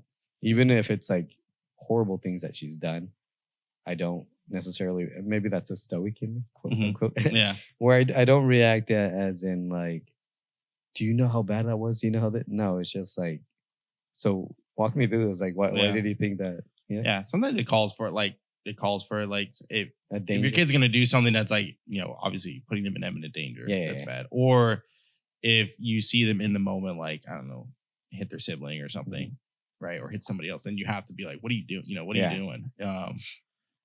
I'm like curious because obviously that's how you want like to parent your child. Right. Do you think that balances well with how her mom tries to do things, or like how were you able to balance like what you do when she's at home with you versus like what she does when she's with her mom? Well, I've had conversations with the mom, and our parenting styles are definitely different. Because over there it's more old school Mexican. Like you do something like, you yell out the names or like, what are you doing? Like you should know or all this. And me, I'm just like pretty laid back when it comes to that. I remember I would dread it. First of all, my ex, she never calls me. And when she would call me, I'm like, something happened. So I would answer the phone and then she's all like, your daughter did this, this, and this, and this, and this. And I'm all like, she's all like, talk to her. And I'm like, I don't really yell, I don't really like, I'm not happy that she did it. Yeah. But I definitely did teach my kid. It's like, it's going to hurt you more that we're disappointed in you than we yelling at you. And once she understood that, that's what she strives to like, just, try to do good. So she doesn't disappoint us, Yeah. But yeah, it's definitely tough. Our parenting styles, we definitely have caught ourselves criticizing each other. Her mom and me about how we parent our kid, and like we both have at one point or another said like, no, you do it wrong. But I don't know, I guess my kid has figured out kind of like how we both work. And I had to tell her like, look, just because your mom doesn't discipline you like the way that I discipline you, because I do take things and privileges away, and as far as I think is necessary. I said, even though your mom doesn't, discipline you like how I discipline you, doesn't mean that she doesn't love you. Yeah. Because she loves you. That's why she's so upset, because she loves you. Mhm. And I mean, I just kind of learned how to manage that, and it's easier for me because I mean, my ex, she's with someone, she's got another kid, so her life is completely different from mine. I just still have one kid and no lady, so it's pretty easy for me to put all my focus on my daughter. And I made my daughter understand this too. Her mom has to, she's got a stepdaughter. She's got another kid and other responsibilities. Yeah. I'm like, it's just when it's you and me, what do? I block everybody out, and I just make sure that you and I have our time. Yeah, but it's important you tell her that like she still loves you, because I mean she didn't. Yeah. How many parents are like that where they don't even have involvement? It was funny this week because like for us, it's like, I mean, it's natural to us, but it wasn't natural to me. It's natural to see now. Like, it's still weird if I tell my mom or my dad, I love you, Yeah. Because it was just never said as a kid. That's just a Mexican thing, Exactly. And me and my kid, we say like nothing she'll say to me, I'll say to her. And now it's, I just realized that the whole culture difference. Yeah. And we were talking about it this weekend, how it said like, it means more to you when your mom says that to you, or it means more to you when your mom does something for you than it does me, even though I do it to you all the time, right? And she's like, yeah. I'm like, all right. And that's cool. I want you to know that I'm completely fine with that, and I understand that, and I want that. Yeah. I want you to have a lot of nice moments with your mom like that. Yeah. And and then, oh gosh, well, we'll see what happens. Yeah. But no, and then Mia is very conscious about the faith and the situation that we're in. Well, with her mom. Yeah. And Mass, we've talked about it. Like during the time that we're receiving the Eucharist, you can actually offer it up for other people too. Yeah. And she's like, well, I'm gonna offer it up for my mom and her in her relationship. Yeah. For it to because they don't practice Catholicism, for him to come to a church. And I'm like, that's beautiful. Like well, it sounds like you're pretty candid about that. Like that. Listen, she does that, and that's her choice. Yeah. Would I recommend it? Obviously not. Like, why you think we're here, in Mass? But I think that honesty is important. Yeah. And I think because of the situation that she's in with the separated parents, it's like probably even more important because, like, with a child, like, I think that your authority rests on whatever credibility you can like give to yourself, and that rests on the relationship you have with them, right? Like, if somebody's dad just was never there for them their whole life, and they're trying to, be involved all of a sudden, right? Like athletes do, like when their dad comes out of the woodwork, like you're not going to trust them at all, because what the kid leans on, like what the relationship they had, that's non-existent, And then if you're in that tough situation with separated parents, like you have to do more work to kind of make up for that. But honesty is part of that, because it's not like they don't deserve it, But it sounds like, even about those hard things, like even about that. Yeah. And don't think it's like anywhere near, go for it, buddy. Don't think it's anywhere near perfect, because I have fallen a lot into I'm your buddy instead of I'm your dad, Yeah. Because it's just her and I, like we were at a Comic-Con thing this weekend. Oh, that's fun. It is. Like we have shared interests. So, well, the thing is, like, I'm more into comic books and superheroes, and she's more into anime. But we kind of like, cross each other's worlds a lot. So we're very nerdy, and we support each other a lot on that. But I've messed up so many times where we're treating each other like friends, where I start poking fun at her, like if she was just like you, Yeah. Or and then I realized like, oh, that kind of hurt her feelings. Because it's not like that. Like that. Yeah.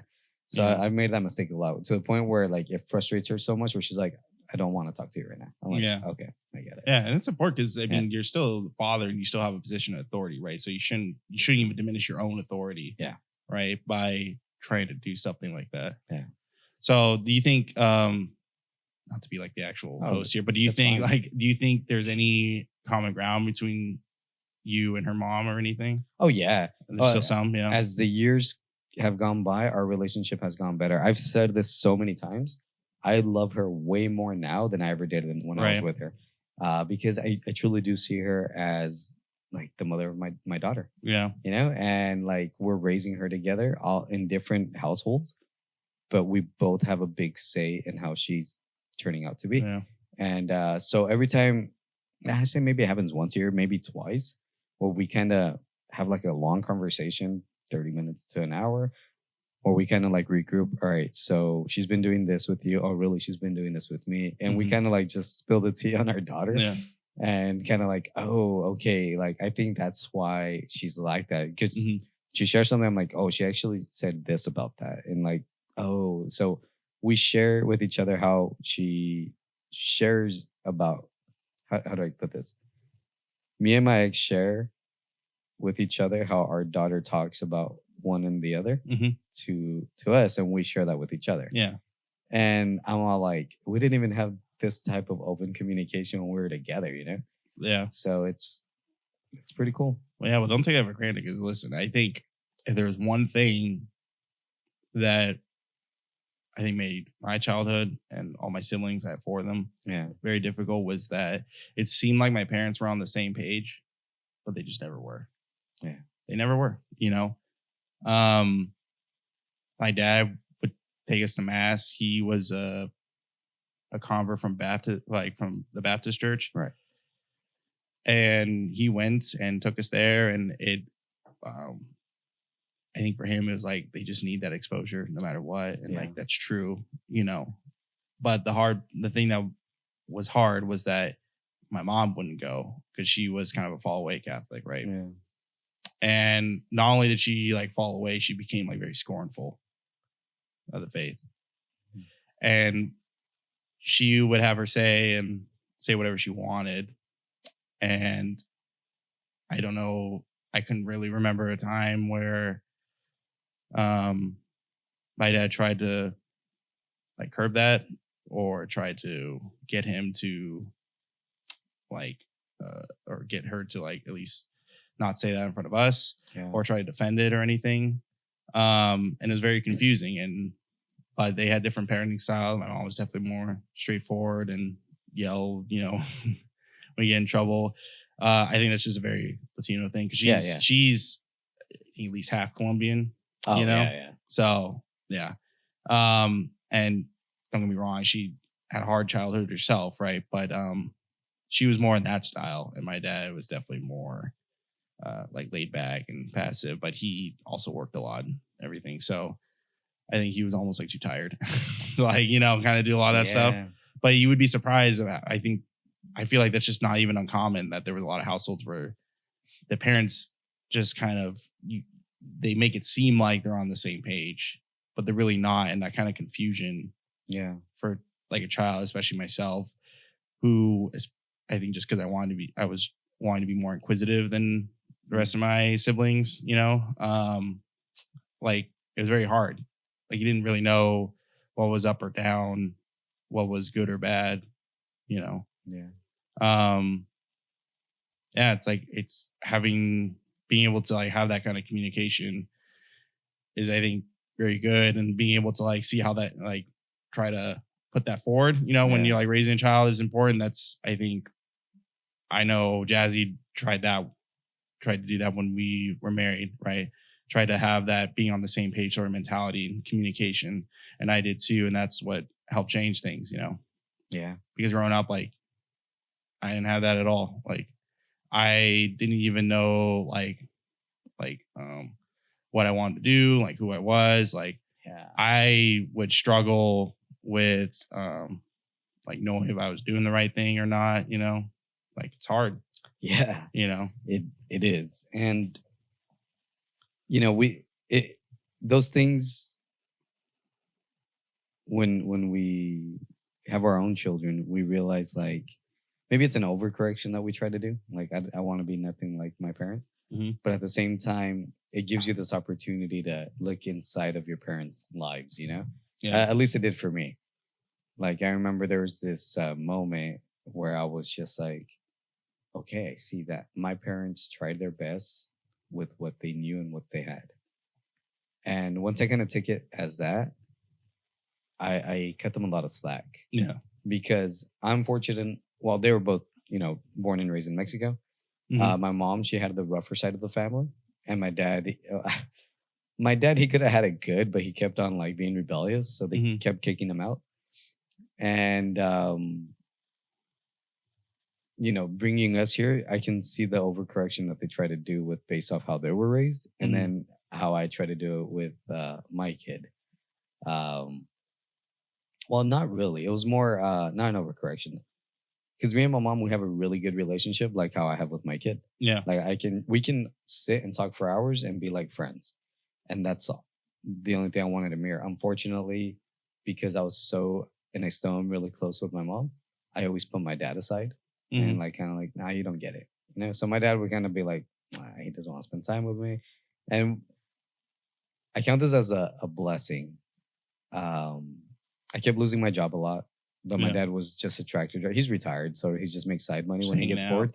Yeah, no, well, he works for a farm a couple months out of the year, but he only makes just right below the amount before they start questioning. You have to report it. Yeah. And he's like, just come work with me. And no joke, the first 2 weeks, silence on the drive there, silence on the drive back. And it was from here to Los Baños. So 45 minutes? About an hour and a half of silence in the car because the radio was broken. This was when back in men's group when when it was a regular thing. When it was a regular thing. And now it's just a podcast. I was just part of that was my fault, okay? Like it was everybody's. We all kind of just like we got better things to do. Nah. I'm glad women's group is thriving though. Yeah. But and I feel so blessed. I'm like, okay, thank you, God. You gave me another opportunity to start a dialogue with my dad. And it's not as perfect or as much as I would want it, or like how, I compare it with my mom. Yeah. But I'm so glad that I still have them and that opportunity to try. Another chance. Yeah. I mean, obviously, as we're growing up, it was their responsibility to like, hey, let's spend some time together. Let's make it quality time. Let's not just make it about me. Let's make it about us, And now I got the chance to. Well, sorry, I think I disconnected. Hello, testing. All right, we're good. That whiskey got to me. Really? Oh. No, I hardly don't drink anymore. Not out of choice. It's just I don't have a lot of time. Oh yeah. But yeah, and what? Hardly don't drink. I hardly don't, brother. Yeah, I think it was a great. I forgot the philosopher's name, but he's all like, 2 negatives make a positive. A whiskey. Except that. No, I'm just kidding. What were we talking about? Like how. Yeah, like you had the. Be quiet, guys. You felt like you were overcorrecting things. And, yeah. But do you feel that at all? Yeah, I mean, well, almost like. I definitely felt like I had to almost take whatever they did and do the opposite. I see. Yeah. Because what we're trying to do is, as much as possible, raise them in like a well-reasoned, like I guess traditional Catholic family, a lot of kids and a strong foundation of faith, but feeling like they're in a safe environment to where they can be themselves. Yeah. And I can't vouch for the rest of my siblings, but for me, like it was not that at all, So once I know, like, this is a problem when you like keep philosophizing about this stuff. Like once you like know that this is like what you want to do and these are the reasons why, you're very much compelled to follow through with it. Like you have to. And so I know what was wrong and I know what I want to do now. And the hard part is obviously like having confidence in yourself while you try to do it. Fake it till you make it, right? Putting it into your place. Yeah. But I think like, because you just don't know how it's going to turn out years later, right? Like, things like that. So like, you don't know until they're older that like, oh, maybe I shouldn't have done this. Like, for example, like when Blaze got a little bit older, I think over a year, we started trying to make him sleep in his own bed.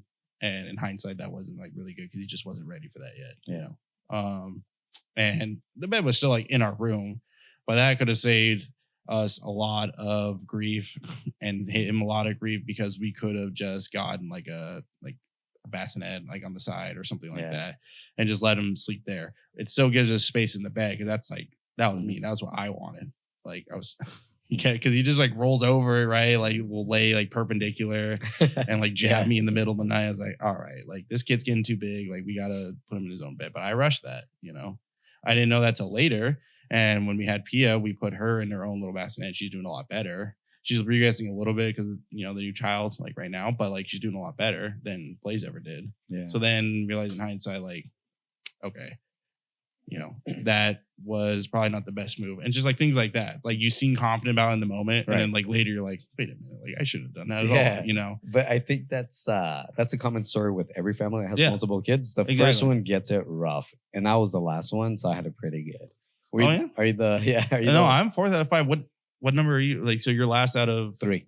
3, okay. Yeah, and there's a huge gap. Me and my oldest brother were 12 years apart, and me and my middle brother are 7 years apart. Wow, that's more than me and my oldest brother. My oldest brother and I are, he's 88, I'm 96, 8 years apart. I guess 8.5, because he was born in May. So you're the youngest? I'm the second youngest. Yeah. I have one little brother who was born in 2000, so he and I are about like 3 and like some change apart. Yeah. He was February 2000. Yeah. So like 3 in a couple months. But yeah, I was 4th out of 5. And definitely there's a bit of a gap, I think, between me and the next one up, my older brother. I think 4.5 years. Yeah. But that was because in between, I think there was a couple miscarriages. There's 4 total. I never get like the number. I never like had to get like the number and like between which child. But I think between my older brother and me, there was 2. So that was kind of the reason for the age gap. But yeah, like the way the first 3 lived was very different from the way like we lived, you know, like they even they were like involved in their church. Like when my parents were in Redwood City, there was Our Lady of Mount Carmel Church in Redwood City. They were involved in that. And I think because of that, they would do everything together. You know, I remember they would like play the same sports. That's cool. I remember one of the two of the things that they seemed to always do together was learn piano and learn German because they were offering it at the middle school. You know, maybe they felt compelled because like we're German. You know. Oh, okay. I was like red flag. Yeah. Calm down, Elon. Yeah. Yeah. Right, Elon. That's funny. I feel like he's be the last guy to do that. But yeah, I mean they would do all that stuff together. And they would talk about how they would do stuff together. Like for a while, my parents lived in Eureka, so in Humboldt County. Wow. And Lost Coast Brewery is there. Sometimes you might see some of their stuff at the store. They would go there, and there was a pool table in the back that my siblings got to like just play together. And they, for some reason, I think one of them was just totally free to use. So they would just like, they didn't have to pay anything. They just start throwing the balls around. So they had those kind of experiences together. And then, you know, there was me and my little brother, and we kind of had to just stick together, you know, as best we can. And we were still like 4 years apart. So we couldn't play like on the same team or really be in the same like public school, right? Because it was just a big enough gap. So like once he gets to middle school, I'm in high school, you know? Yeah. So, yeah, we had a very different. Yeah, now that I think about it, I elementary, middle school, and high school, no siblings. Yeah. You know, I was just like, on your own. Yeah, it was nice. Yeah, I think. No, yeah. Once I went in high school, my older brother graduated. I remember like I went to his graduation, and then after that I started high school. Yeah. I think part of it too is just like I was just very different from the rest of my siblings. Very different, you know. And school was just so much easier for me. That it almost seemed like that was like all I wanted to do, all I was good at. Like I was just kind of the nerd, you know. Schoolwork, yeah. But I mean, I still love sports like they did and stuff. But I think like that was because I was so different. You know, my parents tried to change things up differently too, you know, because I had different interests, and so they parented differently. Yeah, it's just like Crazy, man. very interesting how that all, that just all changes. But your parents came from Mexico. Yeah. Did you also? No, you were born here. Okay. Yeah, don't. No, like because you said like Trump, they brought you. I was born here. No, because you were saying like No, they brought me. They brought us there. I was like, okay, so what's maybe? But I was like, I don't know. Sorry. Yeah, that was I drank that a little too fast. Yeah. No, both of my parents lived in Mexico and they came here, and then they had us all here. Yeah. So me and all my siblings were legal, and it's on camera. Yeah, I care. Like, I have my friend and his dad are. Yeah, his parents, the same thing. But it was, gosh, I just remember both of my parents worked and they hustled and they all like kind of made the American dream. Yeah. And I'm like, well, that's really cool. But it was pretty hard to develop a relationship with them. You know how I told you my mom was like my best friend? That didn't happen until I was like 17, 18. Yeah. So most of my childhood, I was really good at making friends. So out on the street, I was always out on the street with bikes, scooters, skateboards, and just hanging out with everybody playing basketball. My middle brother would play with my friends, and I'd be like, "Get out of here, dude! Like, what are you doing? Go Come on, get your own friends." Yeah, exactly. And then my oldest brother, he was always he was so much older. Yeah, it's just like he was so cool. All my friends thought he was so cool because he had, an Eclipse back when the Fast and the Furious came out, and they thought he was So I don't know. You think that was a common way of growing up, like being a Central Valley kid? What? Like just the way you described it, like parents worked, you went out, and friends. Because I'll say this, like I just think from where I grew up and the parents I had, like coming over here, it seems like a very different way of life. And that's funny. That's only like a 2-hour drive. Like, yeah, that's interesting. How would you describe it over there outside of the Central Valley? Well, 90% of the people are not Latino. That's like the first thing I noticed. Sounds nice, yeah. Sounds so good.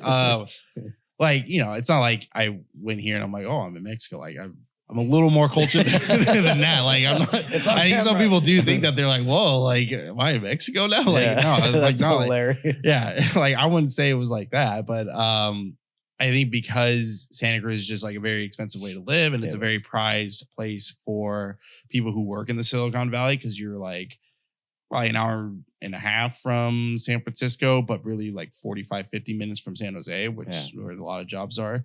Like you get that kind of, you basically get like Bay Area, like Diet Bay Area kind of thing. Diet like not like the same thing, because you don't get you don't get all the traffic, but you get everything that goes with it. Yeah.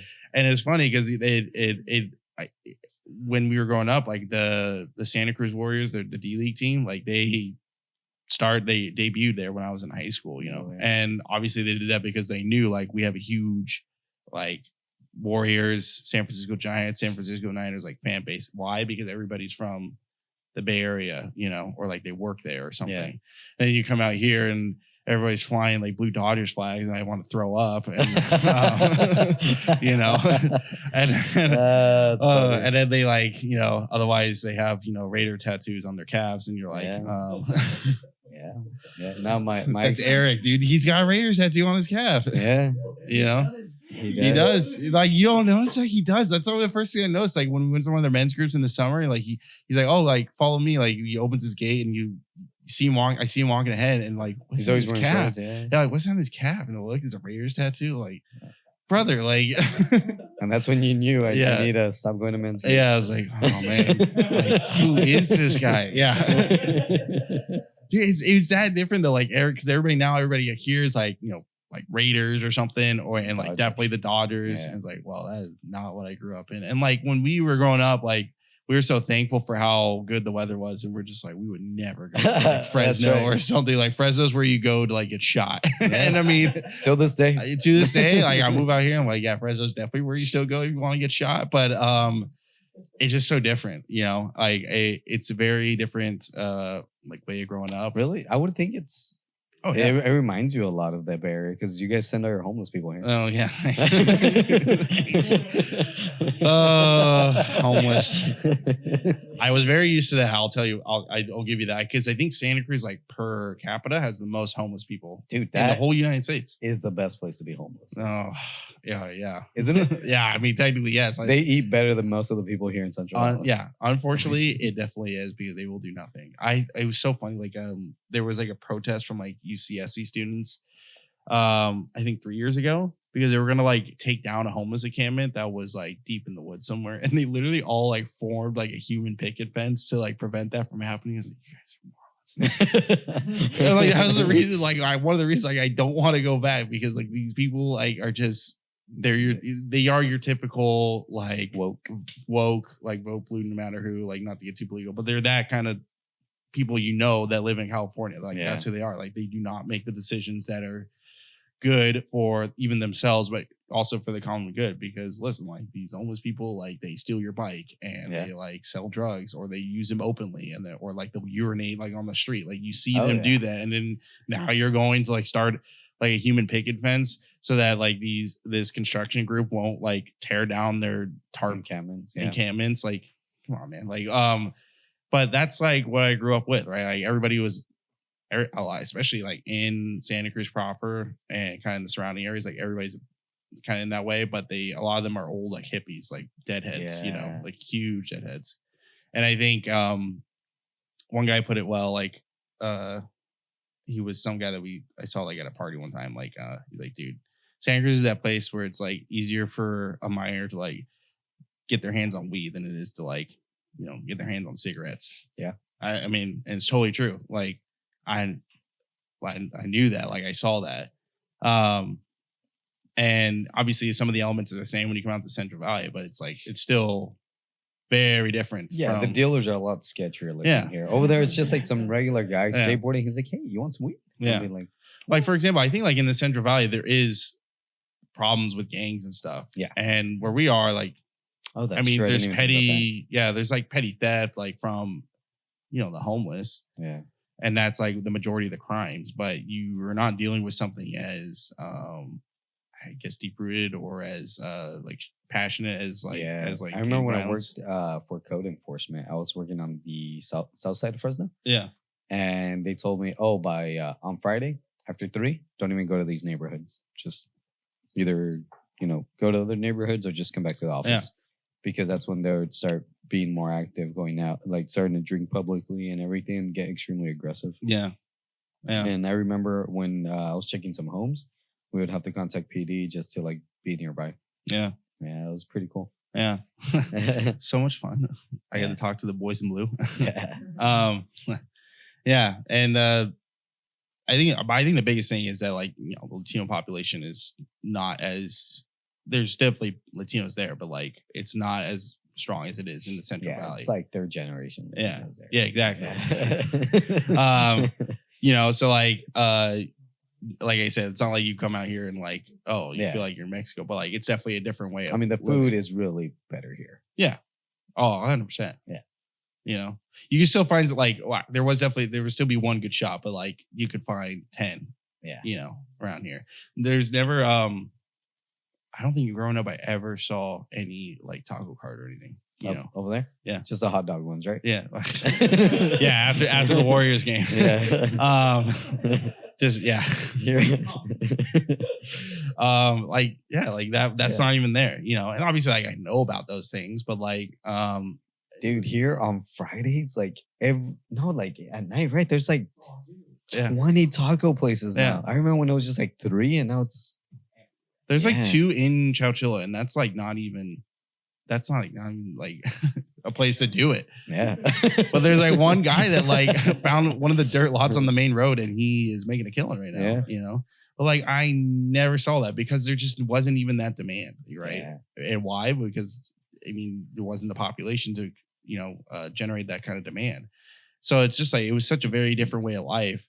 And like, I come out here and move out with my wife and like, the first thing I notice is like, man, it's so freaking hot. Like I'm gonna die.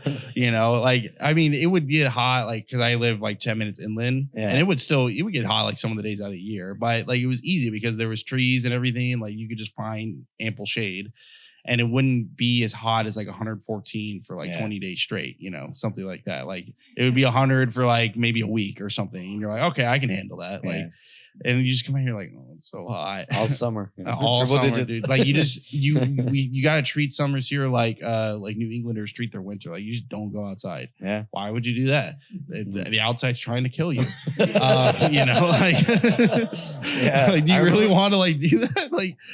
I remember like too. I walked like for 5 minutes, and I got I pretty much got a sunburn because the sun was so hot and strong that I was like, "Ty, what is happening?" I remember when it hit like 98. I'm like, "Oh, it's gonna be a nice day." Yeah, I do that now. Like, dude, it's only being 93. Like, yes, like I can go out for a walk. Like, past noon. Like, it'll be great.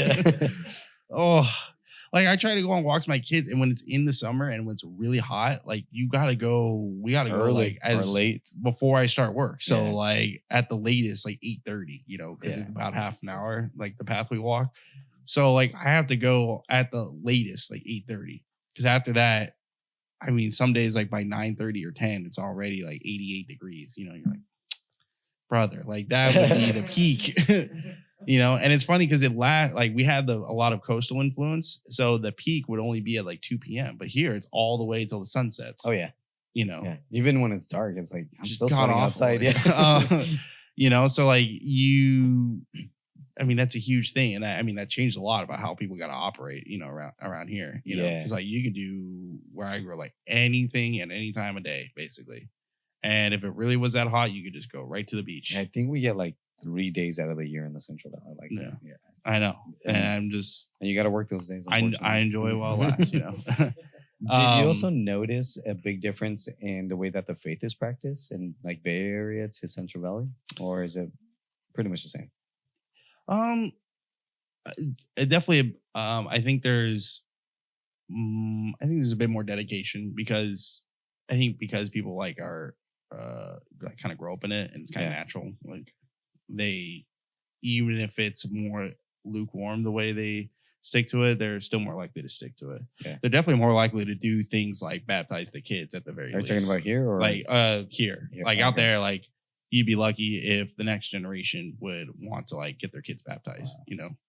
Like at least here they'll do it, and that creates a problem because then it's like they just go for the baptism and then they teach them nothing, and then they make the teachers catch them up before first communion, and then they teach them nothing, and then you gotta catch them up for confirmation. Yeah, I had to do that. And I was like, this is ridiculous. Like, do you guys not know any books of the Bible, really? Like, so there's that. So now I realize it's not my fault. Yeah.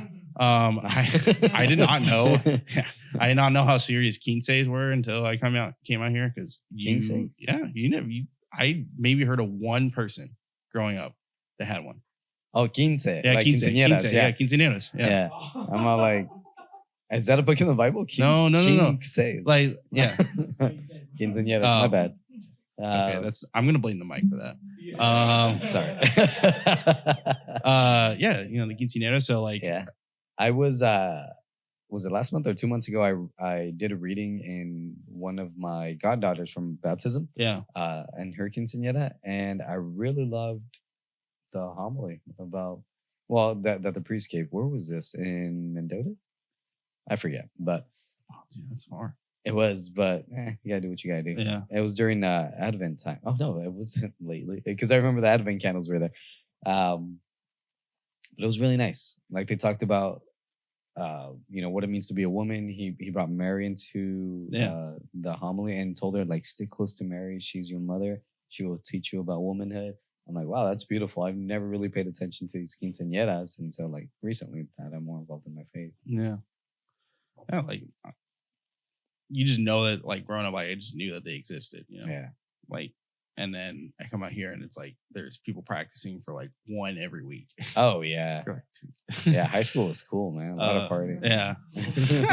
It's so great when you're on the side of like the confirmation teacher, and like we the only class I took before they like redid the program, we like asked like, why are you here? What are your interests? And when they answered the why are you here question, like almost all the girls were just like, well, I'm just here for my quinceanera, like so I can do that. I won't get one unless I get confirmed. Great, like so fun. Yeah, like I'm really looking forward to teaching you, and yeah, like I mean, not to say that like I didn't care or anything. I did. I cared immensely, like trying to get them to learn these things, because I thought it was important, but just it put you in a really bad spot. But did you have to change your approach? Have you found a good approach to do it? Like when they're there for just to check a box? Yeah. To get them interested in the faith. You make them get involved however you can, because I think they want to not be involved.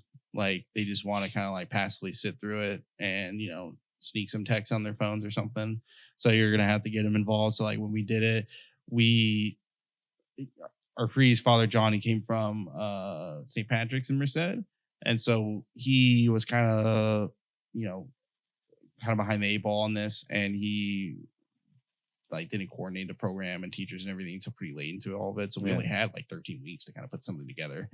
Wow. So I just got him involved by it. We used the Bible, and then we used this one book called it's at the St. Morello bookstore now. Being Catholic, what every Catholic should know, because the person that wrote it, her name's Susie Andres. She is a wife to one of the tutors at our school. Yeah. And she wrote it for somebody who actually is now teaching for our school, but he was in Jazzy's original class. She dropped out and came back after a year, but his name's Sanjay. He converted to the faith. And so she wrote that book for him so that he could like get comfortable and know all the essential things. So it teaches everything about like mass. It teaches everything about like all the motions in mass, all the stages, the sacraments, like angels, Marian apparitions. It'll teach you all those essential things that are kind of seen as like focal points in, I guess, like Catholic culture, or at least in American Catholic culture. Right. And so we use that as like the other book that kind of supplement like what do you see and what do you hear about like in church, and then to kind of give some backgrounds to where that kind of stuff came from, because I can fill in the gaps. We use the Bible, and basically I would make them read stuff. I make them get their parents to sign off on stuff, which I'm sure a lot of it was just, Mom, Dad, can you sign this? But I made them have to like go and do that. Like it couldn't leave their mind, that they had to do these things. Yeah. And obviously I wouldn't have given them like as much like homework and stuff if I could help it, but we were kind of pressed for time. So they would read chapters, they would do worksheets. Wow. And I made like stuff for them to do. Periodically I'd give them tests. Like I would still do that stuff. But I would do it where I didn't have to do a lot of talking. I'd make them do readings. I'd make them like go over questions and answers. Did you see a shift in the way that they saw the Catholic Church, or from when they entered to when they left? Yeah, I think they had like a more firm foundation, and I think they definitely like were able to kind of feel like there was at least something to it than just whatever my parents liked. So obviously with all the time there, like we couldn't invest a whole lot of time, and obviously then there was some that like still felt the same way coming out as they did going in, but they definitely had to work for it, and it wasn't something that they were gonna forget. And if I told myself, like, I mean, if I can get them to do that, then there's a chance that maybe they'll reflect something back will on stick. that. Yeah, and that's the thing, man. All these things, I think they do stick, because I remember, gosh, I guess I just go towards one of my biggest troubles. You can pour more, man. No, no, I'm good. I remember back when I was like 18, 19, I did all these kinds of seminars of like how to develop better relationships. So we're non-religious, and how to see yourself better, and like understand why you do what you do, without saying like it was psychology or philosophy that you were actually doing. They're making kind of like a self-help kind of thing. Yeah. And I remember I completely forgot about it, completely blocked it out, like maybe a month after that. At first I was like, oh yeah, this is really cool. I'm going to use this. It's going to help me understand myself in relationships and everything. And then right out the window. Yeah. And then like the first month of after, like, everything went down and me and Mike split up, all that came back. And that helped me. That became a foundation. And so hopefully it's not because of something tragic that they have to come back to this, but because something that they're like, oh yeah, I remember that I have this teacher that he wouldn't shut up about this stuff. And oh, okay, I get it now. Make the connection. Yeah. Just like making it dynamic and having them get involved. Yeah. Like in all sorts of ways. Like that way they're not just sitting through it. That was like, I think the most important thing I tried to do. Because I mean, they didn't know anything and they were going to get a huge crash course and that was going to be a lot. Yeah. But they were going to remember it, Yeah. Same with like when I was in charge of the theology of the body youth group. Man, I still run into people like at Walmart or wherever around town. And they're like, oh yeah, I remember that one time I went there, you gave this talk. I remember this. I'm like, I don't even remember saying that. But like, I'm glad that you you stuck with it. We don't know. All we're meant to do is to plant seeds, right? Yeah. We're not ever gonna know. I made them do things that they hated. Like they had to memorize prayers. And I made them, they all knew it in Spanish. So I knew like, okay, this is like, I'm not going to let that happen. So Latin. I did. Really? I made him learn it in Latin and I made him learn it in English too. And I said, like, listen, around here, there's the mass is going to be in 3 languages, either English or Spanish or Latin. You better know them for all 3. Wow. And they were so mad at me. Like I still don't know. I didn't give a rat's patoot. I was like, you're gonna learn it, but you're gonna like understand these and you're gonna like it. Like I don't care because I guess you gotta lean into the leverage that you have because they need that requirement to get what they want, right? Yeah. So might as well, like tough love. And they're gonna remember that. Like, oh, I had to learn the prayers in English and Latin. Like, I don't go to Spanish mass. Like, I can imagine a moment when they're all with their friends, and then all of a sudden, like, who knows Latin? Actually, and then I know this prayer in Latin. Yeah, exactly. And that's man. Yeah, but that's if I had more time, I would have done more, and there was definitely more like media and stuff I would have brought in. But do you still teach? No, because basically what happened was Father John wanted to do like family catechism. So that was going to be what I didn't like was the blanket approach. Like everybody's going to get the same sort of thing. Like, and the parents are going to have to be involved. Like I did like the idea of like parents being involved. Yeah. Yeah. I did enjoy that element. And I mean, that's why I made the parents like sign off on stuff. And like I made the kids like not just like they had to like summarize stuff to the parents and everything. I'm sure they, were just like, sign this and let's go. But I had to try to get the parents involved. So they had to know what was going on. And I think that was good. But the problem is that like St. Paul talks about, like when you're a kid, you talk like when you're a child, you talk like child, you think like child. Yeah. Like, and when you're an adult, like you get rid of those childish things. When you're a kid, you have milk. When you're an adult, you don't need that anymore. Right. Kind of thing. Yeah. And I just thought like, well, I don't think we should go against that. So I really don't want to be involved. And I wasn't like Father John, like was going to have all the lessons and everything too. So I thought like, I guess if I just wanted to supervise or something, or maybe just teach what he had, like I could do that. But I put all this work into my own curriculum and I was hoping to maybe just expand on that. Put more things in to read or like bring in more supplemental stuff. So I was like, I don't know, like we're having another child soon because this is before Pia was even born. Oh wow. So I was like, we're gonna have another child soon, and like after that, unless I can kind of keep that manageable, like within my control, then I don't know, I don't know if I want to like do this sort of program he has. So I haven't done it since. I think he's still doing it. It's the second year now because he's only been a priest for 3 years, I think. Father John? Yeah.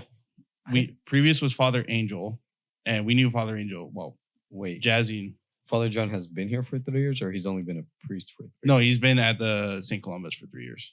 Okay. Like, I mean, he's been a priest for, I don't know. Okay, yeah. Because I met him. Yeah, but he was born and raised in Merced. They usually all go to Bakersfield first, right? And then he's been in Merced for I don't know how many years now. Yeah. But, I think previously he was like in Bakersfield and other places. So he's only been in Chowchilla for 3 years. Yeah. Did you ever consider the priesthood?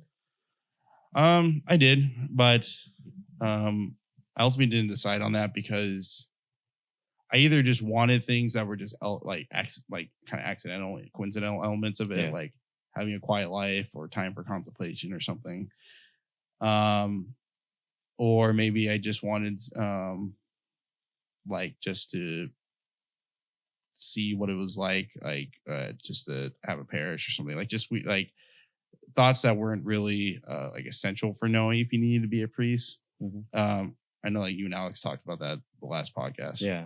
The only one I watched, by the way, before coming here. So you know, on the way here. Yeah, on the way on my 20-minute drive here. How do I put this at 5 times speed? No.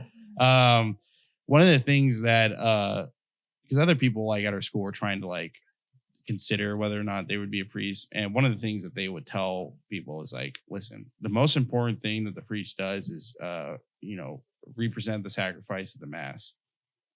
If you want to do that and you feel like God's calling you to do that and everything that comes with that, that's the most essential thing for knowing if you should be a priest. Yeah.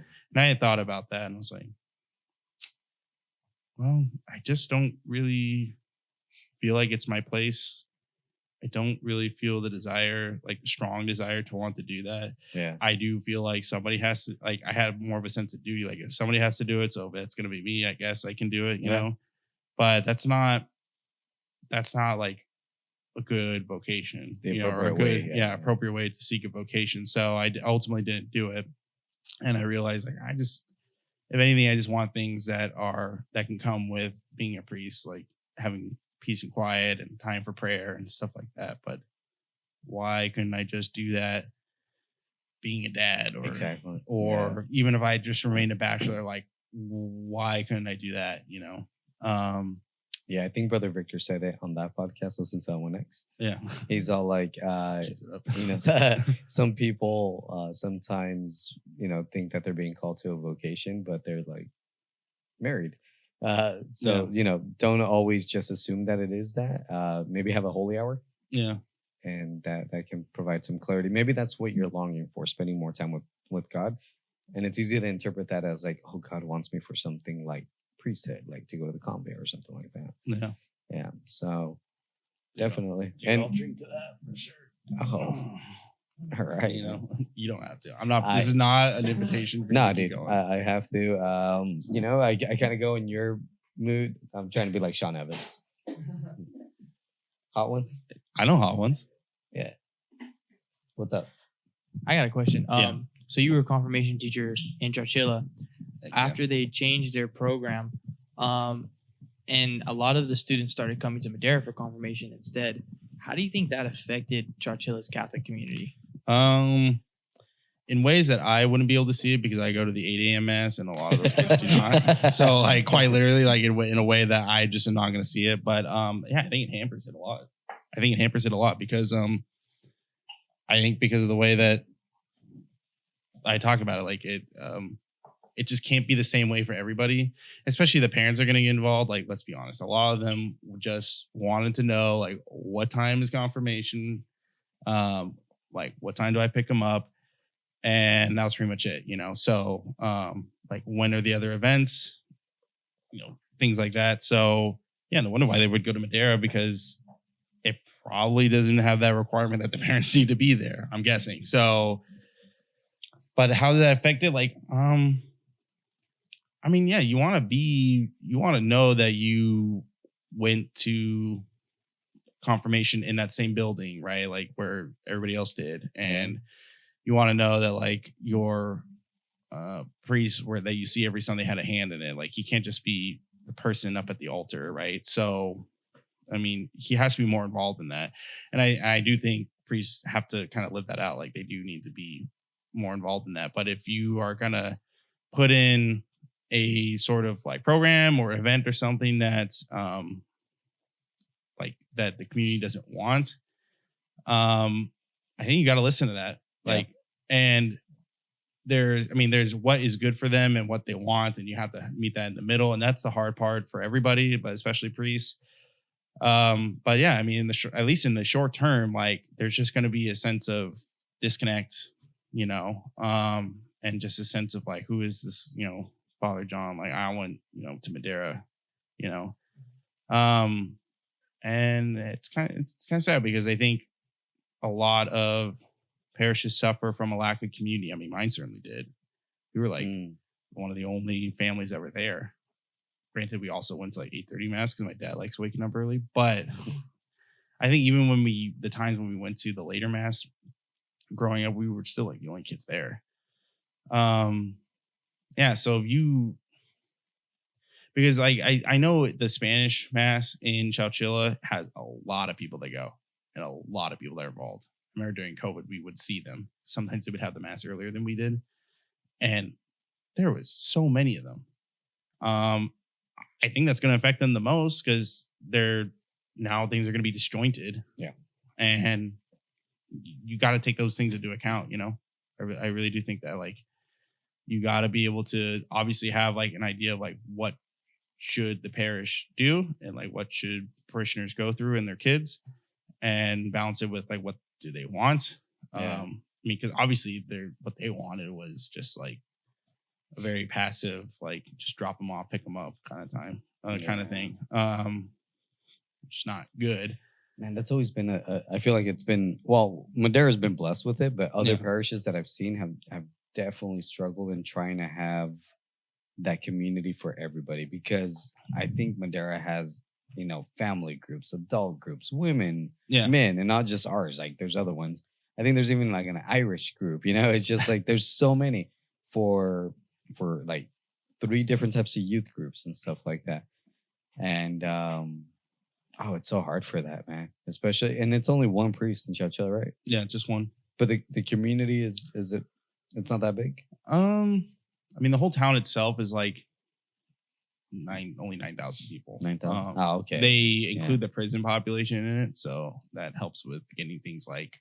And they don't show up to mass, or yeah. No, I'm kidding. Funny you should ask. We do have our Deacon Tony, who's been there forever. And recently there was a sister, her name's Sister Rosalind. We talked to her a lot. She came from some convent in Modesto. Literally, if you look it up, it's like the only one there. So I mean, if you just, that's gonna be their first look up of the day. But they actually go to the prison and visit the prison, part of the Corporal Works of Mercy. Man. I think so. Yeah, that's like the only one there. Yeah, she's cool actually. She is originally from Nigeria, and then she was in New York. Like that was her first assignment outside of Nigeria, and then she went to Florida. Could not take the humidity, so then she I think went back to New York, and then eventually she came out here, was in Modesto, and then now she's in Chowchilla because she wanted to go somewhere that was like a little bit quieter. I'm gonna guess a little bit safer. Modesto is not not a pretty place to be. And she knew that their prisons were out here, so she wanted to help with the prisons. That's awesome, man. Yeah. So they don't necessarily get mass, but they do get people from our church to I didn't realize Chowchilla was that small, 9,000. Yeah. Wow. Yeah, it's very small. But a lot of like, there's still older generations people there. Like Jazzy is like fourth generation Chilean or whatever you want to say. But like, because her family had the bakery. That was like one of the first buildings in the town. No way. So her great grandpa ran it, and then her grandpa, her Papa Reno ran it, and then her mom and dad ran it, and then none of the kids. Yeah. She and none of her siblings did not want to run it. So, but yeah, they've all been in the town since it was, I guess, founded in the 1920s. So. And a lot of people are like that. Like they've been there for a long time. Deacon Tony is like one of those guys. Yeah, he has his roots there. So there's still a lot of that there. But also too, I think there's just the Spanish Mass, and I'm sure a lot of people have been there for a while, and they go, and it's huge, you know. But I think changing the confirmation program affects them the most. So because they really rely on that to be together, and so they have a lot of groups. The Spanish, the Spanish Mass, they have a lot of groups, and they're very involved. You gave a talk, right? Didn't you? Weren't you giving a talk there for one of the groups one time? Yeah, I did. I mean, this is a while ago, but yeah. I mean, they actually do that. Like, there's no other, group in Chowchilla that's like, oh yeah, let's reach out to Diego or somebody from the different town. And then TLB want to go do a retreat over there. The Theology of the Body youth group here. They want to go do a retreat. You were there, right, Christian? In Chowchilla? Oh yeah. Yeah. That was nice. Yeah, I couldn't make it. Yeah. It's cool. Like they're just very involved. We do a retreat there. The chapel there is really old, I think. That's like the oldest building. No, the confirmation building is the old church. Yeah. So that's the oldest building there. We actually have, there's not many, we had almost all the old stained glass windows from the old church there. But when my house caught on fire, we lost most of them. So we still have like, I think a few left, 3 or 4. But yeah, we have some of those old stained glass, like where the paint is lead. So like, don't play with it, but you can look at it. It's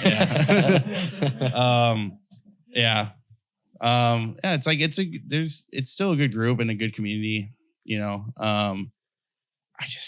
just more pivotal in a small town like that to really like try to make the priests get involved. And it's like difficult when it's only one priest. Mm-hmm. And once again, I forget how blessed Madera is to have 4 priests. It's got room. It's got room for 2. Like the rectory has room for the 2 priests that live there, but we don't. And Chowchilla, but we don't. We don't have a second one. I think because like you need more vocations, and one of the things that they are doing recently is trying to. I mean, St. Joe's I think is ahead of the curve on this, but like they're trying to get more vocations, right? I thought maybe this is a different church, but like we're now taking a chalice home to like in St. Columba's to try to use that to like pray for more vocations. So there's families that take that home. I don't know if St. Joseph's or somebody else. We do that every mass has a little cross with a prayer sheet that families take home to pray daily for more vocations, priesthood, religious life, and even for marriages. Mm-hmm. It's definitely helping out in the marriages.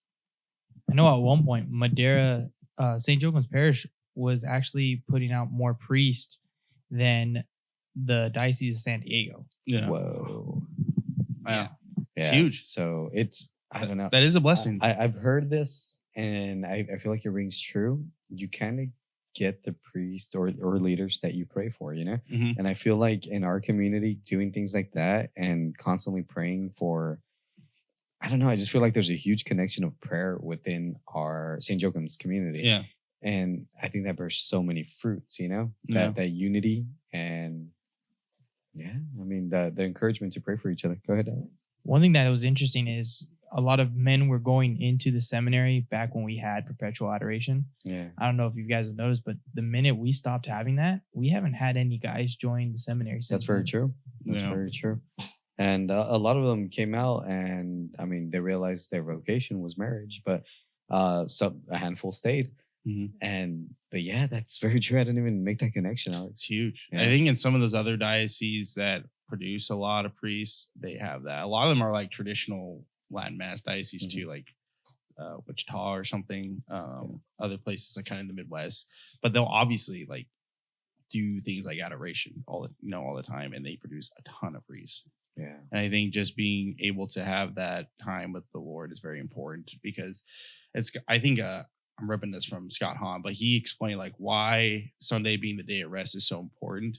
And he said, because in rest, that's where you find God. Like that's in rest is where you are able to hear him and be able to listen to him to do his will. And where do you kind of simulate that? Well, obviously adoration. Like you want to have that moment of peace with the Lord and be able to pray and be in silence to him and be in silence and try to listen, and having the Eucharist, the host right there on the monstrance, like makes you very aware of that. Yeah. And so you try to give reverence and sort of pray more fervently with greater piety, I guess.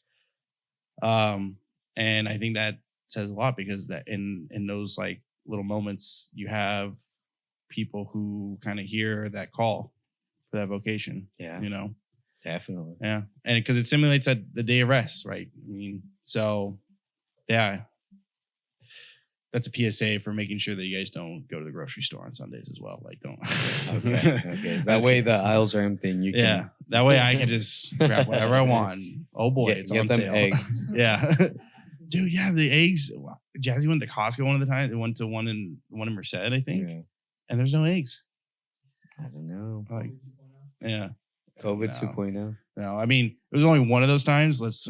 We got and then she went and there was more eggs, but yeah. But they're expensive. They are expensive. Yeah. But I mean, it's California, so yeah. It already was, and now it's just like, well, now I know what it's like to live in Hawaii or something. But that's true. Dude, yeah, because it's like $9 for a gallon of milk and like $10 for eggs over there. Yeah. Like, because they have to import everything except whatever they can produce, like, fish or sugar cane or something, And I get so mad. I'm like, a freaking banana is 4 cents and an egg is like $1.50. I'm like, what the? Brother, what? Yeah.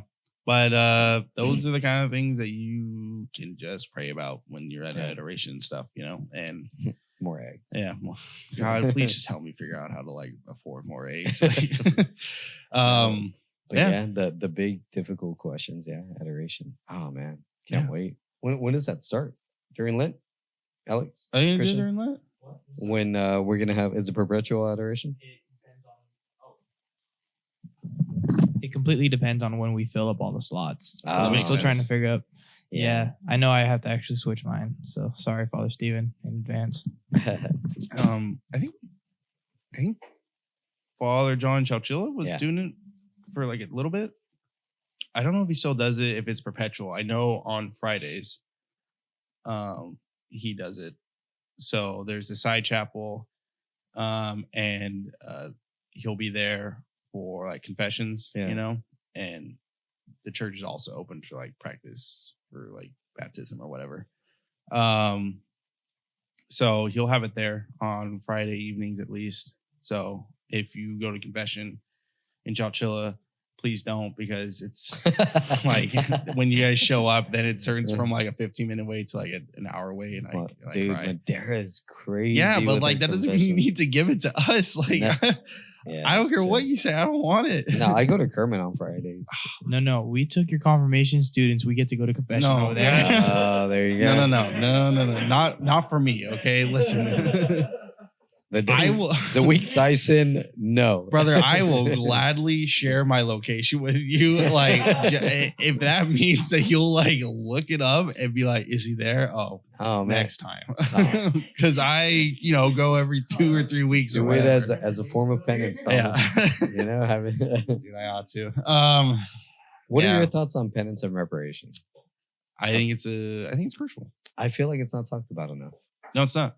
Yeah. This brings you back to what you were talking about originally, like the hard things, right? Like the difficult things, like penance, the fear of hell, like the great potential, like to go to hell. How easy it is to go to hell. How easy it is. Yeah, like that's and the reality of that. You have a great chance to go because it's so easy. Yeah, because like I talk to people about like reparation and penance. Well, I talk to my parents about it and my brothers, and they're like, "What are you talking about?" I'll be like, "You do your penance after confession." I'm like, "You don't know. I'm about to ruin your life."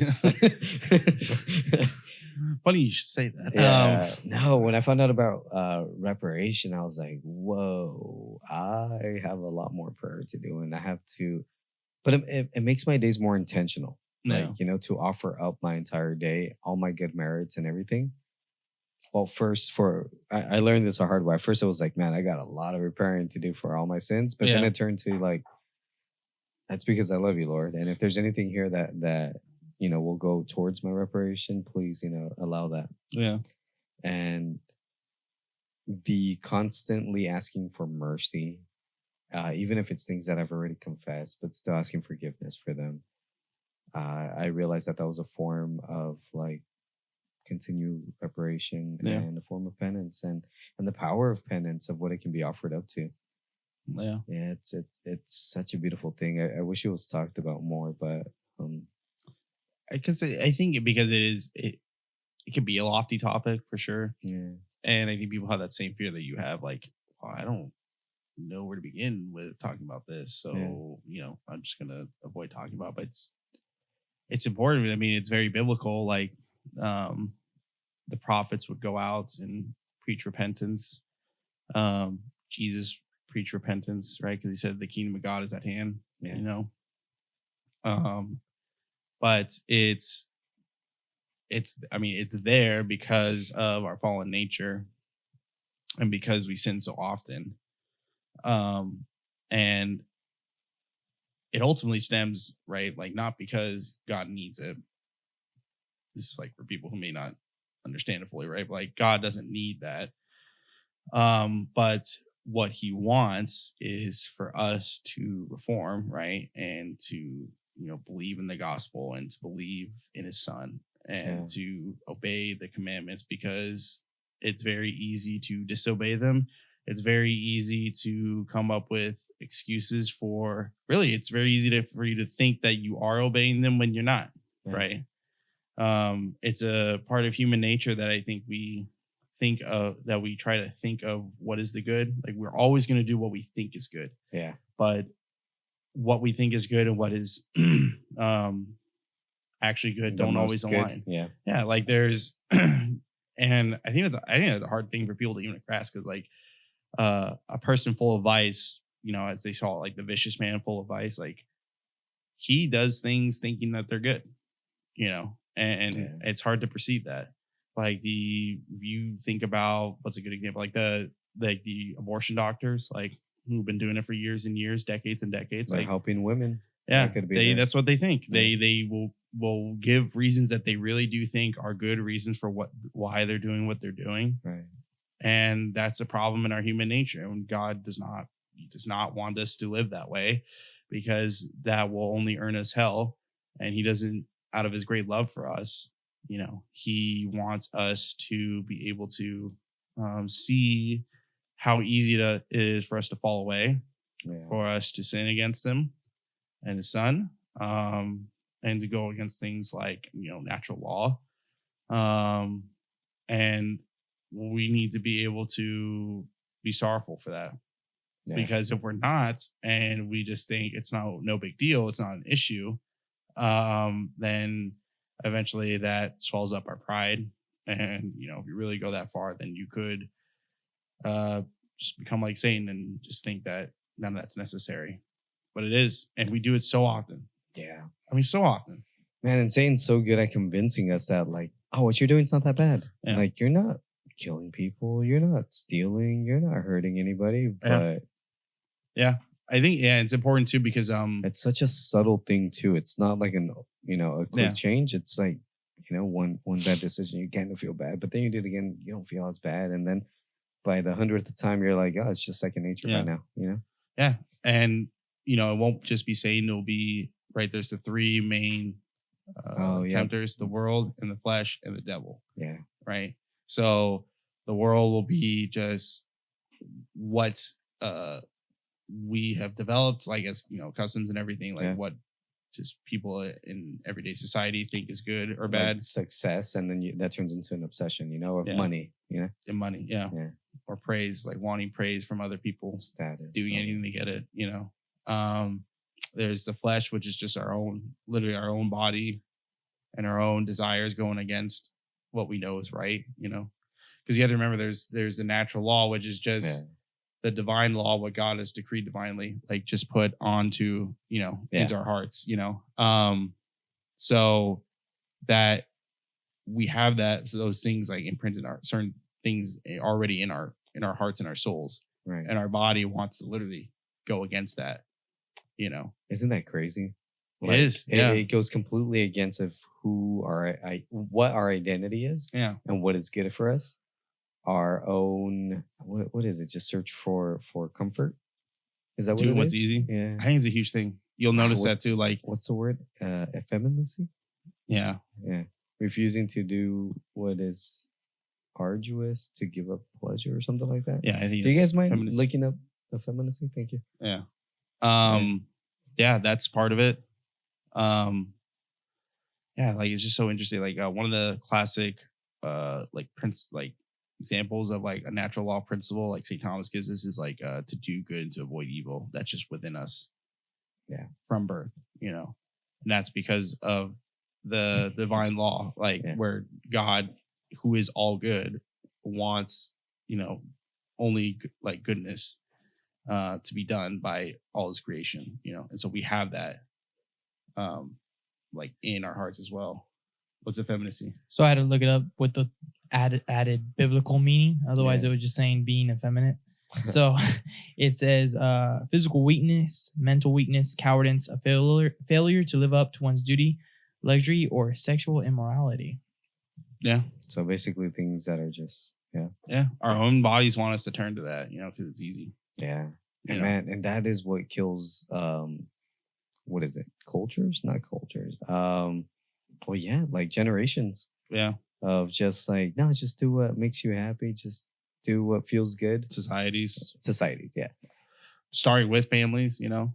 Yeah. I mean, if parents only do that, if they do what's easy, you know, then that reflects on their kids. The kids only do what's easy. I remember I had a friend who told me that, like, dude, you're becoming a Disneyland dad, like a little bit after a divorce.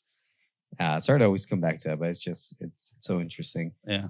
And I'm like, what's a Disneyland dad? He's like, every weekend that you have your kid, you want to make it the best weekend ever and memorable.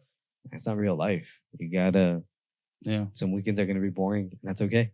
Yeah. You know, it doesn't always have to be an adventure. Or it doesn't always have to be something spectacular, you know? Yeah. Yeah. No, yeah. That he was a really good friend. He made me realize that, like, you know, your kid needs a dad, not someone that's just there for the fun stuff. Yeah. Because that actually would just be the easiest thing to do. Let's just keep doing fun things. Yeah. Like I can just look up places to go, things to do. We can just keep doing that, you know? Yeah. And it doesn't take much effort.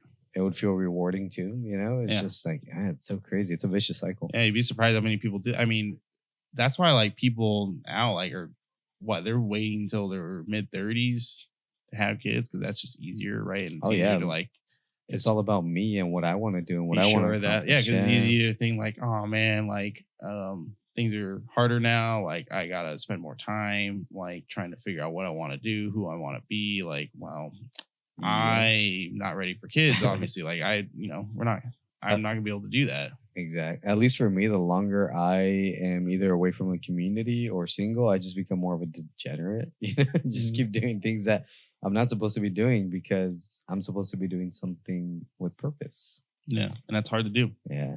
It's hard to hold on to that. It's just an abstract idea. Like I'm supposed to obey, God's commandments, the precepts of the church. I'm supposed to go to mass, abstain from meat on Fridays. I'm supposed to avoid occasion mortal sin. Like, I mean, those are just like thoughts in your head, it's not as tangible. Yeah. And even that can become something where you fix it, where you focus way too much on that instead of actually like, okay, I've avoided sin. I'm not eating meat, but you never develop the relationship with God, Yeah. Where you just kind of treat it as a checking off the box kind of thing instead of actually building a relationship. Yeah. Because for the longest time, I was always going to confession for fear of hell. Mm-hmm. And then recently, I definitely, I know it was a grace from God that made me realize this. Mm-hmm. It was like, you just need to stop offending me, Mm-hmm. God telling me that. And I'm like, yeah, because if you really love me, you wouldn't offend me. I'm like, whoa. Yeah. It's not just like fear of punishment. Like, that was more in the Old Testament where they didn't know what was the ultimate plan, for God. Yeah. I mean, they knew that like, God chose them as their people, as his people. And that, if they just did what he said, then he would give them a land to inhabit and, peace and prosperity, but that's as far as they knew. And then when Jesus has the apostles, right, then he says, like, I no longer call you servants, but my friends, for a servant does not know what the master is doing. But now like what I'm doing. And they know why he's doing it. And we're given that, and that means now we can do things not just because we fear God and his power and his punishment and stuff.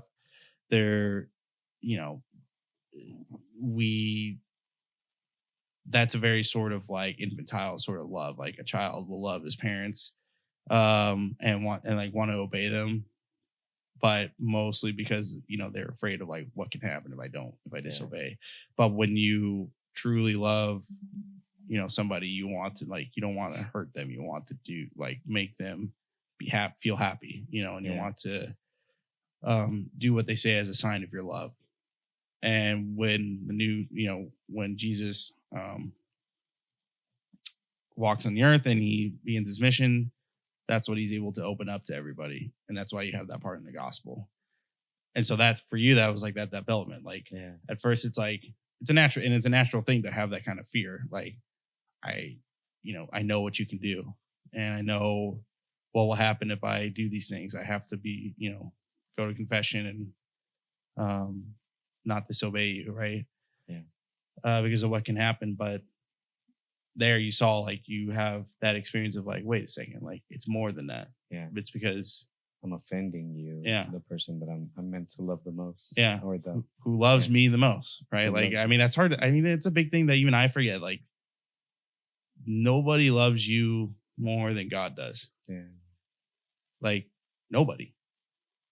He knows you more than you even know yourself. He loves you more than you could even fathom, because his love is infinite. He's going to be the most merciful, loving, patient, or like anything, all these good things that we want from other relationships. He is that to us. And I want to do things because he loves me that much. Yeah. Like I have to, kind of how you mentioned about the like, I have faith, but I need more. Mm-hmm. I think we need to look at love like that too. Like, I have love for you, but I definitely need way more. Yeah. Yeah. Because I don't think we can fathom the love. I think having children helps at least understand a small little glimpse of what God feels for us, or, the love that God has for us as his children. Yeah. All right. Yeah. That's a good example. I think Trent Horn uses that sometimes as like showing. He talks about like how doing like good works, like this is when he refutes like Protestantism, like how good works like don't go against the faith, because in one way, like we're never gonna do enough to be able to merit things like heaven. Yeah. And St. Augustine refuted that very early against the Pelagians. If you look at Pelagianism, that was kind of their idea, like we actually can do enough to merit heaven, but St. Augustine shows like, no, like all that is grace. All that, every last bit of it is like, matter of grace. So in that way, we're never going to be able to do it. But as like a father to a child, and this is why we have God, one reason why we say God the Father, your child will do things, especially when they're young, that like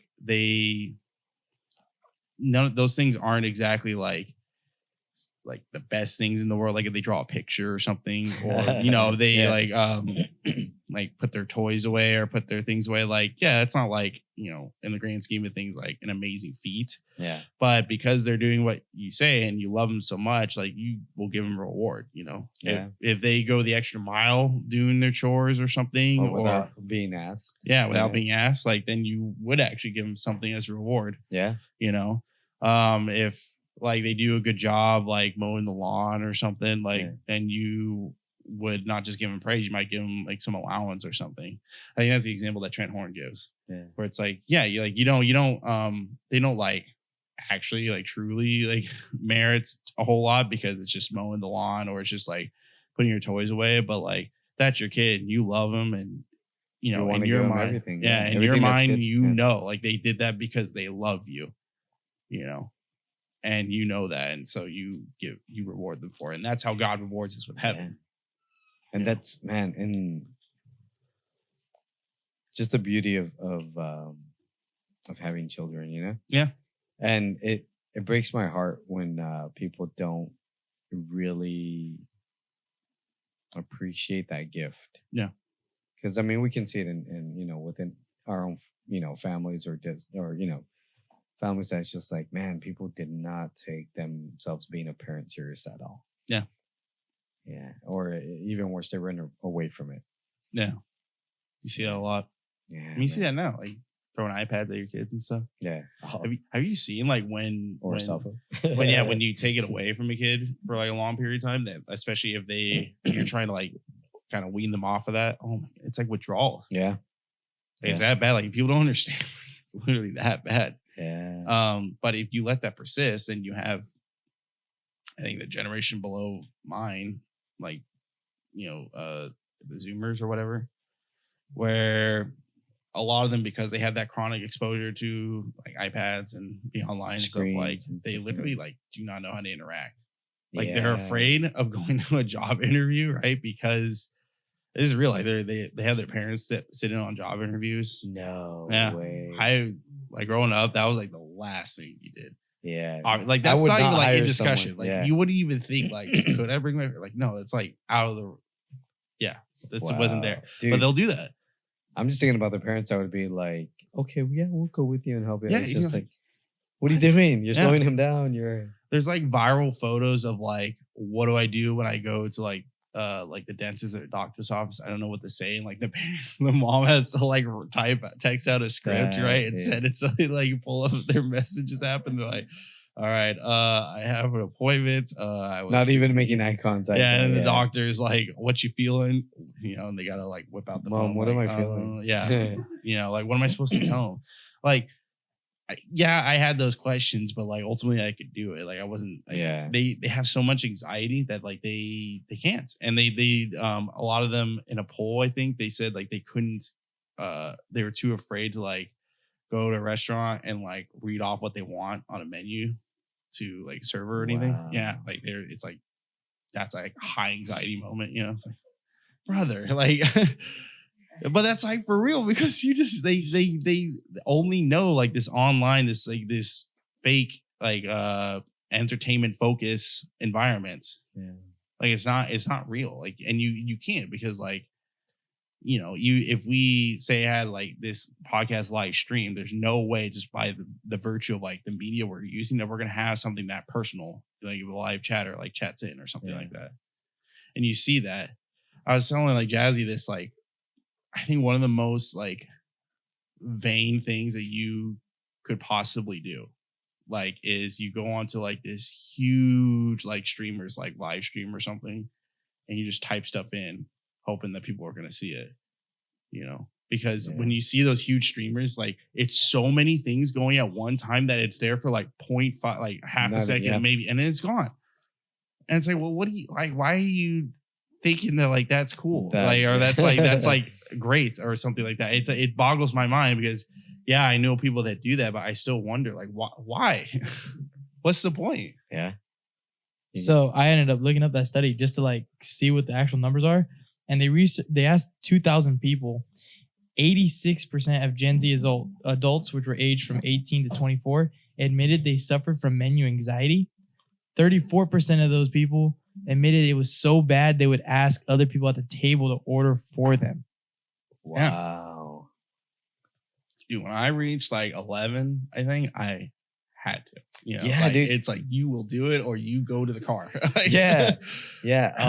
Dude, I'm so proud of Mia now. Yeah. Because we went to after the whole comic book thing, we went to an Italian restaurant. The waitress came and Mia just like, I want a cheese pizza with a lemonade. Yeah. And I'm just like, nice. Yeah. Actually, the same thing. But oh man, that's crazy, right? So that is insane. But that's like the highlight is like being able to like go on a live stream and like put in these chats like with people that like nobody's gonna read or say or do anything. You're the only one paying attention to what you wrote. No one else, because everybody's paying attention to what they wrote. Oh my goodness. Yeah, even like a lot of Facebook posts that you see from people, like no one's gonna read that except maybe the person that posted it, and maybe we're just doing that for them. Like that's one thing. What I do enjoy, even though it's horrible, is the comment section on certain things. It's just, man, dude, it is terrible. I mean, they're like good for memes, but it's like you even think about it, you're like, why am I laughing at this? Like, yeah, it's never anything good. I think about it like way later, like, dude, why am I even laughing at this stuff? Like, that just gives them an excuse to keep doing this. Like, who, like these people, like on their meme pages, like that's their full-time job, like just making memes, you know, and just like waiting for people to like comment stuff, or like they just scroll Instagram all day so they can find the right thing to comment, like a really bad comment on. But that's where we're at. The worst, most like, you know, thing that you can say, that is what gets attention. Yeah, that is. Yeah, that is, and that's just a result of having that hyper individualistic like mindset of like it really is about me and what I want to do. Like that was a huge tenet in the 60s or the hippie movement, right? In America, was like do whatever you want, and the free love movement. Yeah. But that was like a problem because those tenets they pulled directly from a guy named Aleister Crowley, who was a known like Satanist and Freemason, I guess. But like he literally he's like this English guy that basically just had a very, they call it like a libertine lifestyle. So as in like just very like liberal in his sexuality and stuff like that. And he just sort of did whatever he wanted. Very cultish. Very cultish, and would like try to summon demons. And like one time he was, I think, in Egypt and he was trying to communicate with a demon. Wow. And he said he gave him a name, but he spoke to it. And that was one of the tenets that he gave him, was like, do what thou wilt. Don't worry about like consequences and things like that. Yeah. And then like later that becomes like a problem in the hippie movement. And now, dude, we're still feeling the effects of that. Yeah, we're still feeling the effects of that, because I think just when you, right, like as a generation of like parents and stuff, when you just assert that to be true and you like teach that to people, you know, or you just kind of like show that you kind of assent to those principles, then that passes on to everybody else, and that has its consequences. And now you reach what we have today, which like who could foresee it? I mean, no, and they say it's a pattern in theology of the body. We talked about it a lot. You know, the free love movement turned into like just open fornication, and then open fornication turned into sodomy, and then sodomy turned into abortion, and then contraception, and just all these things that go contrary to life and the natural law. And oh man, and then just. I forgot where it's gonna go with that, but but that develops. And then you have what you have today, where it's really good. Where you have what you have today, where kind of the way I describe it is like people. This is gonna bring like pets into the mix, but people will treat their dogs like they're their children, and their children like they're their dogs. You know, whoa! They throw them the iPad like you throw a bone to a dog, right? And then like with their dog, they like pamper it and what is it? My fur babies? My fur babies. Like I gotta take it to the vet. Things like I had a Furby, but not a fur baby. Yeah, and there's parents that really have actual babies and their pets, which they call their fur babies. That is insane. Yeah. No, but it's like a downfall of society, dude. What I meant to say, like the whole little thing. Sorry about that, guys. Well, yeah, actually building on that, Pope Francis came out and criticized people who have pets instead of kids, and told them that they're very selfish, and then they stopped doing that and actually have children and reproduce. That's a huge thing that people do. And you see that how that's actually like the just the interwoven nature of like the world, the flesh, and the devil. Like you take one principle that just kind of stems ultimately from some sort of demonic influence, and then people adopt that later on. That gets interwoven to society, and then you no longer see human dignity as anything. It's just people are meant there for my own use, and once I'm done, it's just you see like the feminism, right, in that biblical sense, is like actually preferred, you know, when it's like it's not, you know. And then when you like, you know what, I'm gonna get my life together a little bit. I'm gonna start doing things that are hard. What are you, a try hard? Like everybody goes against you. And then that's the world coming back into it again. I mean, and then your own desires will feed off of that, because they're like, well, I want to be liked by people. Like I'm afraid of them not liking me. Okay, fine, then I'll hold off for a little bit longer. And it goes to show, like, it's not just the devil, right? Like it's a combination. It's a combination of all those things. And like, I mean, a good rule of thumb is like, unless it like really does come from some sort of demonic activity, you shouldn't always contribute it to a demon, because that's true. A lot of it can come from our own lack of discipline. Yeah.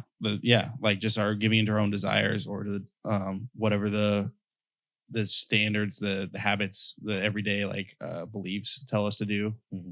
I think right in French they call it like the mores, like just the cultural habits, whatever they tell us to do. Yeah. You don't want to give like too much credit to demons, basically. Like, yeah, I mean they're there and they're always doing stuff, but like I feel like it's just because of us. Yeah. But I feel like they're mostly there to like prompt an idea, and then we're the ones that act on it, and then that's it. They kind of leave it alone because we're gonna just so you see like with Aleister Crowley, right? Like he called like summons a demon. He's somewhere in like Egypt. He summons a demon. They tell him these things. Yeah. And he doesn't even know it, but that's going to be a huge, the idea of like just do whatever you want and don't fear the consequences becomes like a huge problem later and in ways that he could never foresee. Yeah. And then, 1960s roll around and we all know how our grandparents were. And then, that spills over into the rest of like the other generations that follow, to the point where like people don't even know like what's good or bad. It got so bad that our president had to announce that there's only two genders. Yeah, right? It like, for allowing all that. Yeah. It's very interwoven. And then it was praised as heroic. Yeah. When you came out as that, I was just like, whoa. I know. But firemen over here are being, like put aside, police officers, military is like nothing. But no, I came out to my parents. I'm a hero. Yeah. Yeah. It's like, oh wow, you're so brave. It's just that part's like just very sad too. All that because obviously that's a lot, almost everything to do with the parents, really. Yeah. To be able to get your child to that point does not come from like passivity. It actually comes from like encouragement. Exactly. I think. Yeah, like encouragement of bad behavior. Yeah. So or lack of discipline for bad behavior. Yeah. So, yeah. Do crazy stuff. Dude, it is. How are we doing on time? We're good? You guys are just passing the 3 hour mark. Wow, Tom. Dang, son. That's good. Yeah. Longest in history. How you feeling? It's almost 9 o'clock. I know you got 3 Ooh, little ones. Yeah. You're way past your bedtime, huh? No, dude. My bedtime is killing me. Okay. I'm just kidding. No. Out of respect for my wife and stuff. 100%. Yeah. No, dude, you already beat the record. Yeah. So thank you that so was much. my plan. I was like, dude, I'm gonna beat this, like no matter what I do. You're talking like if it's a drug. Even my wife is just not there tomorrow. All right. A win's a win. Definitely. Well, let's go ahead and end it with a prayer. Mm-hmm. In the name of the Father and the Son and the Holy Spirit. Amen. Heavenly Father, we thank you so much for all the gifts that you give us and our families. And I want to ask you to help us not be afraid to get closer to you, to read scripture, to reach out to you, to have a conversation with you, and give us the graces that we need to always trust in you. We pray this in Jesus' name with the intercession of Mary. Amen. In the name of the Father, Son, and the Holy Spirit.